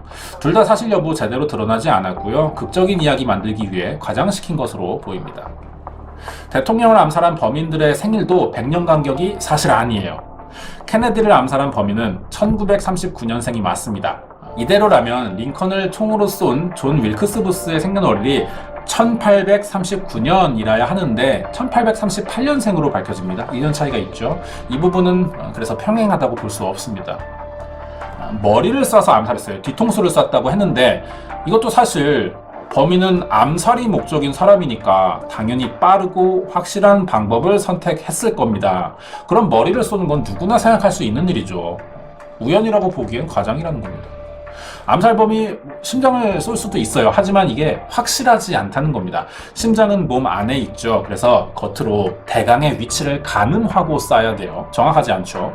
심장이 오른쪽에 위치한 드문 경우도 있기 때문에 암살의 특성상 모든 걸 걸고 한 번의 기회만 노려서 저지르는 일이다 보니 작은 가능성까지도 모두 고려해야 됩니다. 경우의 수가 있다면 노리지 않는 게 좋겠죠.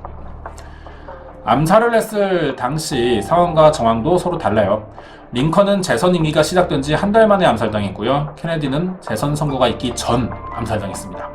그리고 모두 금요일에 암살 직후 사망했다고 알려져 있지만 링컨은 금요일 저녁에 저격당했고요. 토요일 아침에 사망했습니다.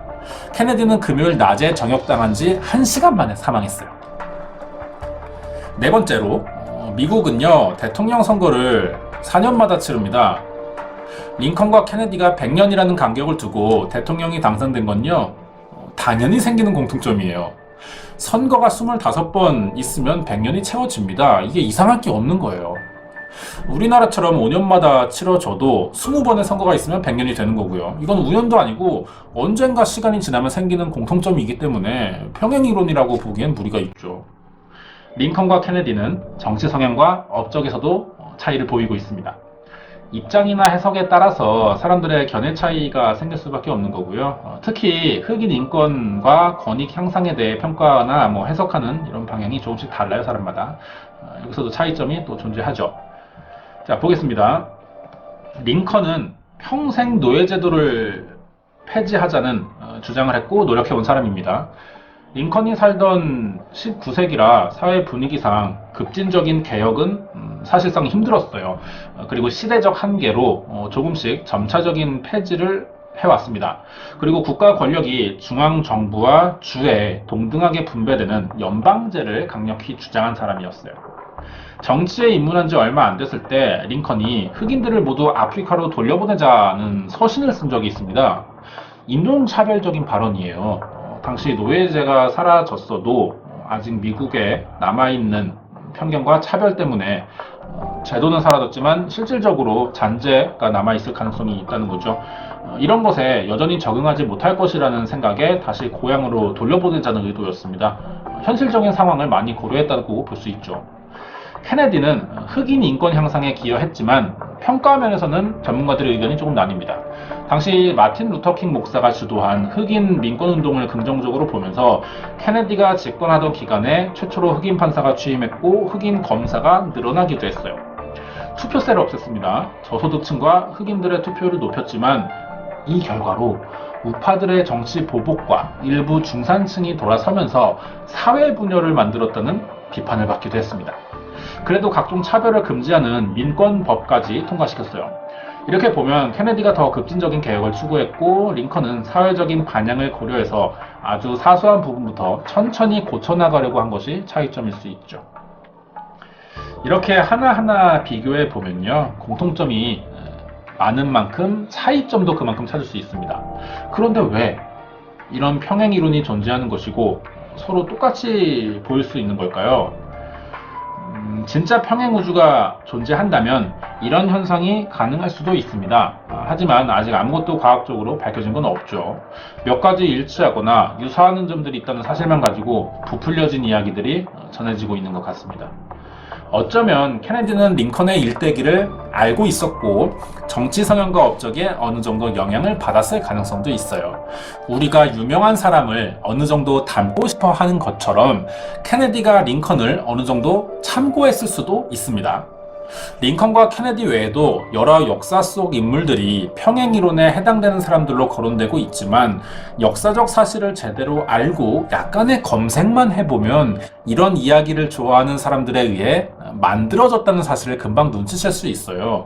단순 재미로 즐기는 것과 사실이 아닌 이야기를 만들어내고 믿는 것은 완전히 다른 겁니다. 구분할 필요가 있겠죠. 준비한 내용은 여기까지입니다. 이번 미스터리 사건은 평행이론과 대표적 인물로 거론되는 링컨과 케네디의 진실에 관한 이야기였습니다. 미스터리 사건 신지우입니다.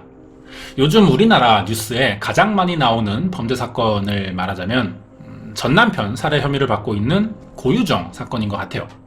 본인이 혐의를 인정해서 검거가 됐지만 사실 시신의 행방이나 공범이 존재하는가 등은 아직 명확하게 드러나지 않고 있죠.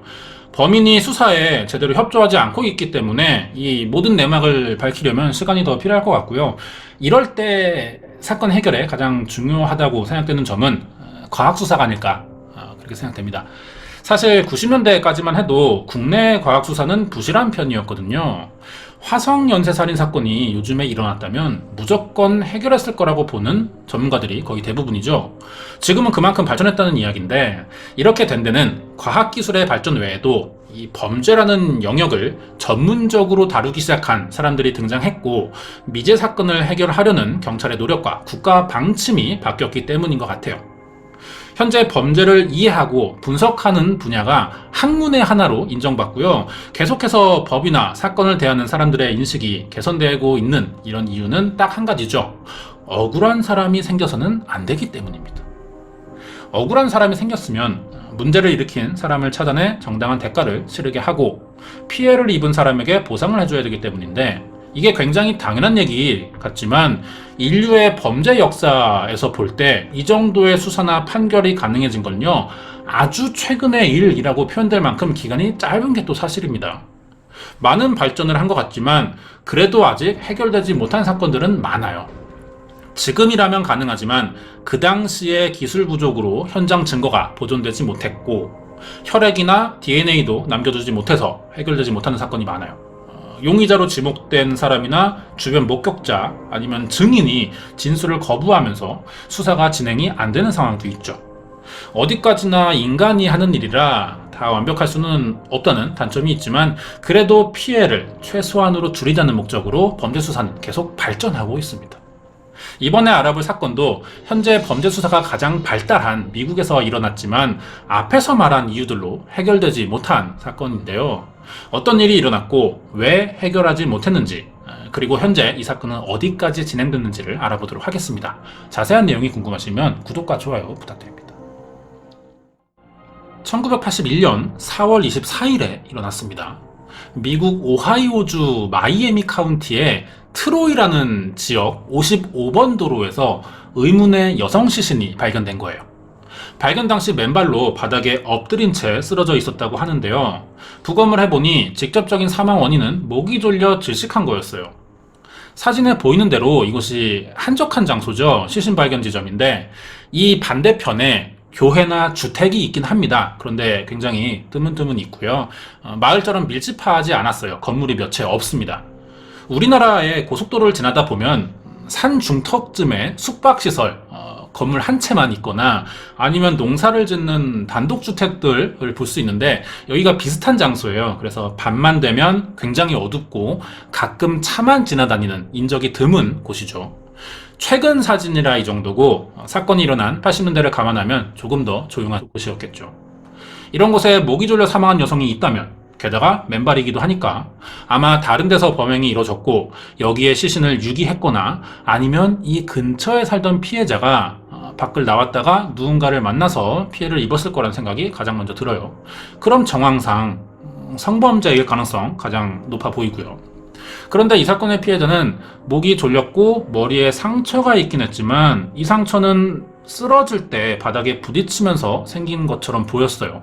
성폭행을 당했다고 볼 만한 상처나 그 외에 다른 단서가 발견되지 않은 거예요.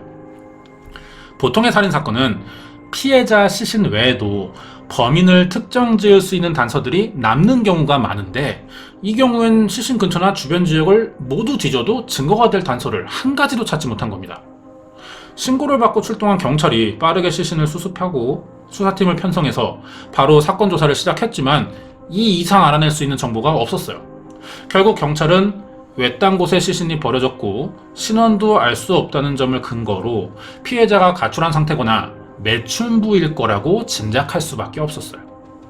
조사가 시작되면 사건에 이름을 붙이거든요. 경찰이나 언론에서 붙이는 경우가 많은데 보통은 범인 이름이나 아니면 사건이 일어난 지역을 많이 사용하죠.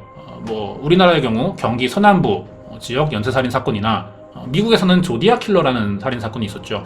이런 식으로 이름을 짓는데 이 사건은 특이하게 둘 다 그러지 못합니다. 일단 범인을 모르고 시신 발견 장소가 이곳이긴 하지만 범행 장소인지가 확실하지 않기 때문에 그 뒤로 앞뒤로 비슷한 사건도 없었고요. 피해자의 신원도 모르고 사실 성매매 여성일 수 있다는 짐작은 했지만 옷차림은 또 그래 보이지 않았거든요. 범죄 수사의 첫 단계는요, 먼저 눈으로 보고 짐작해보는 방법입니다. 피해자의 외형을 이야기해 볼 차례인데 붉은색의 양옆으로 따은 머리를 했고요, 청바지를 입고 있었어요. 특히 윗옷이 특이하죠. 이게 원주민들에게서나 볼 법한 가죽옷인데 이런 옷을 벅스킨이라고 불러요. 그래서 사건 이름은 벅스킨 소녀 살인사건이라고 불리게 됐죠. 그 밖의 특징으로는 갈색 눈동자와 피부에는 주근깨가 조금 있었고 턱 아래와 손, 발에 각각 흉터들이 있었어요. 하지만 이게 일이나 생활을 하다가 다쳤고 아문 것으로 보여서 폭행이라고 볼 정도의 상처들은 아니었고요. 가장 이상한 점은 피해자의 신원을 알 수가 없다는 겁니다. 신분증이 나오지 않아서 이 지역 실종자 명단과 대조해봤지만 일치하는 사람이 나오지 않았죠. 그러자 경찰은 피해자가 오하이오주에 있는 주민이 아닐 수도 있다는 추측을 해봅니다. 어쩌면 외국인일 수도 있겠죠. 발견 당시 바로 부검을 하면서 지문과 치아 정보, DNA도 확보할 수는 있었어요. 하지만 당시 수사력만 가지고는 이걸로 신원을 밝혀낼 수 없었기 때문에 증거를 찾아냈는데도 이것들이 증거 역할을 하지 못하는 상황이었습니다. 오하이오주 내에서 발생한 실종 사건들과 대조하는 것이 최선의 방법이었고 피해자가 어디서 사는지, 이 지역에 사는 주민이 맞는지도 확신할 수 없는 상황이라 수사팀을 확대 편성할 수도 없었어요. 그래도 결국 이 사건에 활용 가능한 유일한 증거를 찾게 되는데 피해자의 옷에 가루가 묻어있던 겁니다. 이 성분을 조사해보니까 꽃가루였어요. 그럼 이 꽃이 어디에서 피는지를 알아낼 수 있죠. 조사해보니 미국 서부나 북동부, 멕시코에서 자라는 들꽃으로 밝혀집니다. 최소한 피해자는 이 지역에서 온 여성일 것이라는 증거가 생긴 거죠. 옷에는 평균치 이상의 자동차 매연 성분도 나왔는데요. 이것은 차가 많이 다니는 지역에 살거나 자동차를 다루는 관련 직업을 가졌을 가능성이 있다는 이야기가 되고요. 이런 식으로 피해자의 몸에 남은 성분에 대한 검사 효과가 나타나자 이제는 방사성 동위원소 분석이라는 걸 해봅니다. 어려운 말인데요. 우리 몸에는 어떤 루트로 인해 체내에 고유 성분이 남게 됩니다. 예를 들어서 음식을 먹으면 그 지역 특유의 원소 성분이 몸에 남아요. 우리나라로 예를 들면은 우리나라 수돗물에는 충치 예방에 좋다는 불소 성분이 들어있습니다. 그런데 서울시는 이 불소 성분 정책을 안 하기 때문에 서울시 수돗물에는 불소 성분이 없거든요. 그러니까 서울에 사는 어떤 사람의 몸을 검사했을 때 몸에서 불소 성분이 나오게 된다면 이 사람은 불소 성분의 수돗물이 나오는 지역을 가본 적이 있다라고 짐작해 볼 수 있다는 거죠. 이런 식으로 벅스킨 소녀의 몸에서 발견된 원소 성분과 일치하는 지역을 찾아봤더니 미국 텍사스주, 포트워스와 오클라호마라는 주가 나왔어요. 남아있는 양을 볼 때는 한 2개월 정도 이곳에서 지냈을 것이라는 결론을 내릴 수 있었죠. 자, 그런데 문제는 이 검사를 하고 나니까 사건이 더 복잡해진 거예요. 시신이 발견된 곳과 꽃 성분, 원소 성분 일치 지역이 모두 달랐던 거죠. 서로 거리도 아주 먼 지역들이었고요. 그렇다면 피해자는 과연 어디서 왔으며 왜 하필 오하이오주에서 발견됐냐는 겁니다. 계속된 조사로 증거들이 나오고 있었지만 정작 사건은 더 미스테리해지고 있었어요. 이렇게 사건 발생 이후 경찰은 1년 이상 조사를 벌이면서 신원을 파악하는 데 가장 많은 노력을 했고요. 신문과 라디오에 사건을 공개했어요. 제보도 받아봤지만 수사에 도움이 될 만한 정보를 얻지 못하게 되면서 이 벅스킨 소녀는 무연고 시신으로 장례를 치른 뒤 결국 매장됩니다. 피해자가 입었던 옷은 사건의 유일한 증거품이에요. 현재 수사기관에 보관돼 있고요. 이렇게 신원불명의 여성 살해 사건은 미해결로 남게 됩니다. 사건에 관련된 이야기는 여기까지입니다. 짧죠. 수사 내용이 많아야 그만큼 해결될 가능성이 크기 때문이라 대체로 미제 사건은 내용이 좀 짧은 편인데 여기서 사건이 끝나진 않습니다. 시간이 지나면서 과학수사가 도입됐고 많은 범죄 전문가들이 생겨났어요. 그러자 이들을 더 연구하고 활용해서 미해결 사건들을 처리하려는 세계적인 흐름들이 만들어지기 시작했죠. 우리나라의 경우는 태완이법이 통과되면서 이 흐름에 발을 맞추게 된 건데요. 다행히 이 미제 사건 전담반이 효과를 보면서 많은 사건들이 해결됐고 진범을 잡는 데 성공하고 있죠. 이런 수사 발전의 결과로 아무것도 알아내지 못해서 입고 있던 옷으로만 이름이 지어졌던 벅스킨 소녀는 시신으로 발견된 지 37년 만인 2018년 4월 9일 드디어 신원이 밝혀지게 됩니다. 마르시아 킹이라는 20대 여성이었어요. 미해결 사건 전담팀은 벅스킨 소녀의 신원을 찾게 되자 사건의 이름을 마르시아 킹 살인사건으로 변경하면서 피해자의 가족을 찾기 시작했죠. 어렵지 않게 가족을 찾았는데 사건이 일어난 오하이오주에서 약 1000km 정도 떨어진 아칸소라는 주에 살고 있었어요. 비행기로 2시간이 넘는 굉장히 먼 거리죠. 경찰이 바로 피해자 가족을 찾아가 마르시아의 사망 소식을 알리고 수사 협조를 요청합니다. 가족도 계속 마르시아를 찾느라 집 전화번호를 바꾸거나 이사를 하지 않고 있었죠. 가족들은 실종자가 살아 돌아올지도 모른다는 생각으로 대부분 이러한 행동을 보이거든요. 그런데 이 가족의 문제는 37년간 마르시아의 실종 신고를 한 번도 하지 않았다는 겁니다. 이건 이상하다기보다는 수상해 보일 정도죠. 경찰도 이 부분을 물어보니 가족은 마르시아가 집에 오지 않은 이유를 가출이라고 생각했었기 때문에 신고를 하지 않았다는 거예요. 이건 납득할 수 없는 대답이죠. 어떤 가족 사정이 있는지는 모르겠지만 정상적이라고 보기는 힘든 반응입니다. 가족 관계가 평소 안 좋았거나 자주 가출을 해왔다면 이틀 3일 정도는 그럴 수 있다고 생각이 드는데 기간이 더 길어지면 찾으려는 시도는 해봐야죠. 한 달 1년도 아니고 37년이나 지나고 있었잖아요. 집을 옮기거나 연락처를 바꾸지 않아도 경찰에 신고는 했어야 되는데 피해자가 돌아온다는 확신을 할 수도 없으면서 왜 실종 신고를 하지 않았냐는 겁니다. 거기에 사건 발생부터 마르시아의 신원이 밝혀지는 동안 오하이오주에서는 여성을 대상으로 연쇄살인 사건이 자주 일어나고 있었거든요. 이런 상황일수록 더 실종 신고를 하는 게 정상적인 반응이겠죠. 그런데 가족은 한 번도 경찰서를 찾아간 적이 없었어요. 너무 이상한 행동이다 보니 가족이 마르시아를 살해하고 오하이오에 유기했을지도 모른다는 이런 생각도 가능하죠. 가족 관계를 조사해 보니까 마르시아는 외동딸입니다. 그리고 경찰이 만난 부모는 아빠가 딸이 실종된 뒤 아내까지 사망하자 재혼한 계모였던 거예요. 그리고 3개월 전에 친아빠와 유일한 배다른 형제까지 사망하면서 결국 용의자를 특정 지을 수도 없게 됐어요. 그 당시 알리바이가 성립하는지도 알아내지 못했죠. 하는 수 없이 경찰은 마르시아가 묻힌 곳을 가족에게 얘기해줬고 신원이 밝혀지지도 않아서 임의로 지어놨던 묘비명을 마르시아 킹으로 바꿔서 오하이오주 리버사이드 묘지로 이장했습니다.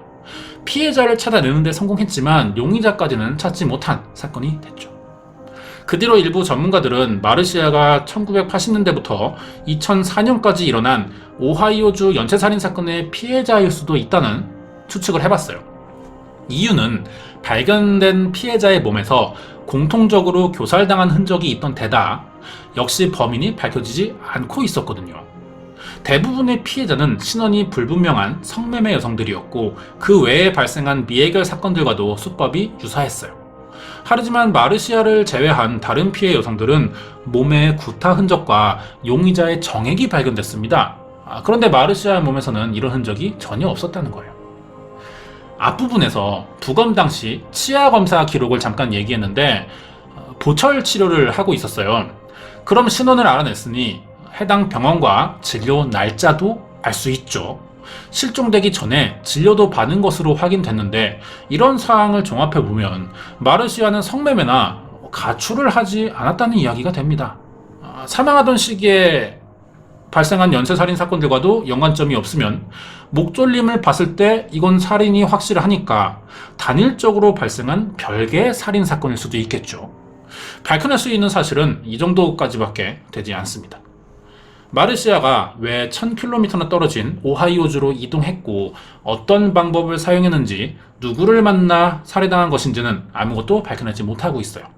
경찰이 아직도 끈질기게 사건 해결을 위한 수사를 계속하고 있지만 이 이상의 단서가 아직 나오지 않은 상태입니다.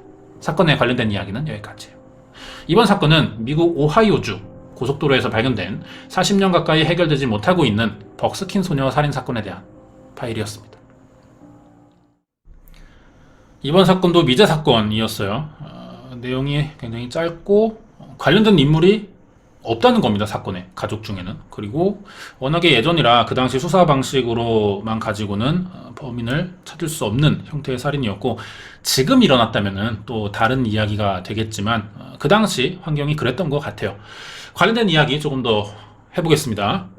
경찰이 이 사건을 수사하다가 1987년에 같은 지역에서 일어난 연쇄살인 사건의 피해자들이 모두 같은 사람을 만났을지도 모른다는 이야기가 있었어요. 오하이오주 내에 성매매를 하던 여성들이 모두 정체불명의 남성을 만났었고 모두 같은 트럭 정류장을 마지막으로 갔다가 실종된 뒤 시신으로 발견된 적이 있다고 하는데 미국의 그 트럭 운전수가 좀 많다 보니까 트럭만 따로 차를 세워주는 곳이 있다고 하더라고요. 피해자 중에 안나 마리 패터슨이라는 여성이 이런 같은 장소에 갔다가 살해된 채 발견되는데 이때 가장 많은 단서를 얻었습니다. 피해자와 평소 알고 지내던 사람들이 다 비슷한 진술을 했다는 거죠. 25살에서 40살 사이쯤으로 보이는 남성과 트럭 정류장에서 만났다. 그리고 실종됐다고 하는데 사람들이 이 남자를 닥터 노라고 불렀어요. 이 사건엔 생존자도 있는 것으로 알려져 있거든요. 같은 오하이오에 살지는 않지만 닥터 노라는 사람과 진술을 들었을 때 굉장히 비슷해 보이는 남성을 만났던 거고 어느 장소에 같이 가다가 도망쳐서 살아남았다는 증언도 했어요. 생존자가 2명 정도 된다고 알려져 있는데 중요한 건 이 생존자들이 정작 이 남성의 범인으로 보이는 남성의 이름을 알고 있는 눈치입니다. 인터뷰할 때는. 그런데 정확하지 않다는 이유로 혹시나 다른 사람들에게 피해가 갈 수도 있다는 생각에 그 이상의 자세한 증언을 하지 않아요. 짐작해 볼 때 범인으로 보이는 이 남자는 성매매 업소를 자주 찾으면서 주변의 얼굴과 이름 정도는 노출시키고 있는 상태지만 자세한 정보는 정작 감추고 있는 것 같죠. 경찰도 이 닥터 노라고 추정되는 남자를 용의자로 생각했어요. 찾아봤지만 결국 만나진 못합니다. 그리고 이 사건의 피해자의 가능성이 아직 남아있는 마르시아 킹은요, 붉은 머리를 하고 있죠. 그리고 미국에서는 1970년대 후반부터 1980년대까지 레드헤드 연쇄살인이라고 부르는 사건이 있었어요. 경찰은 마르시아가 이 사건에 그동안 알려지지 않았던 피해자일지도 모른다는 생각을 했거든요. 레드헤드 연쇄살인 사건도 마르시아가 살던 아칸소주와 여러 고속도로에서 일어났었기 때문에 마르시아가 아칸소에서 살해당했다가 범인이 멀리 떨어진 곳으로 시신을 가져가서 유기했을지도 모른다는 거예요. 레드헤드 연쇄살인 사건도 용의자에 대한 단서가 없고 의심되는 사람도 나오지 않아서 미제로 남아있거든요.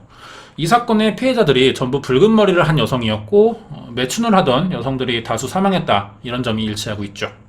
하지만 연쇄살인 사건이란 말이에요. 그것도 성매매 여성들을 노리는 성에 관련된 사건이죠. 이럴 경우 범인의 살해 수법이 굉장히 일관적이라는 특징이 있습니다.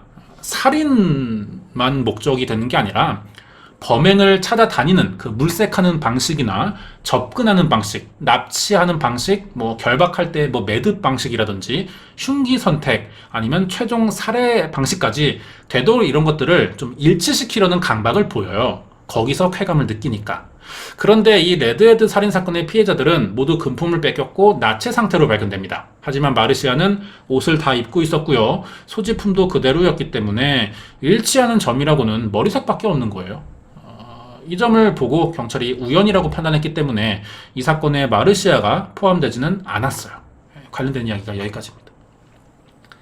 그래서 다음 주 사건으로는 이 벅스킨 소녀 살인 사건의 연장이 될 수도 있는 레드헤드 연쇄살인 사건을 알아보도록 하겠습니다. 1980년대 미국에서 일어난 연쇄살인 사건 미제고요. 마르시아 킹이 처음 발견된 오하이오랑 가까운 인근 지역 고속도로에서 여성들이 옷이 벗겨진 채 사망한 채로 발견됐는데 이 피해자들이 모두 붉은 머리의 성매매 여성이었을 것이라는 공통점이 있죠. 사건이 발생된 지역이 유독 개신교 신자들이 많대요. 그래서 여기를 바이블 벨트라고도 부르거든요. 그래서 범인에게는 바이블 벨트의 교살자라는 별명이 붙어 있기도 하죠. 다음 주에는 바이블 벨트의 교살자가 저지른 레드헤드 살인 사건에 대해서 알아보도록 하겠습니다.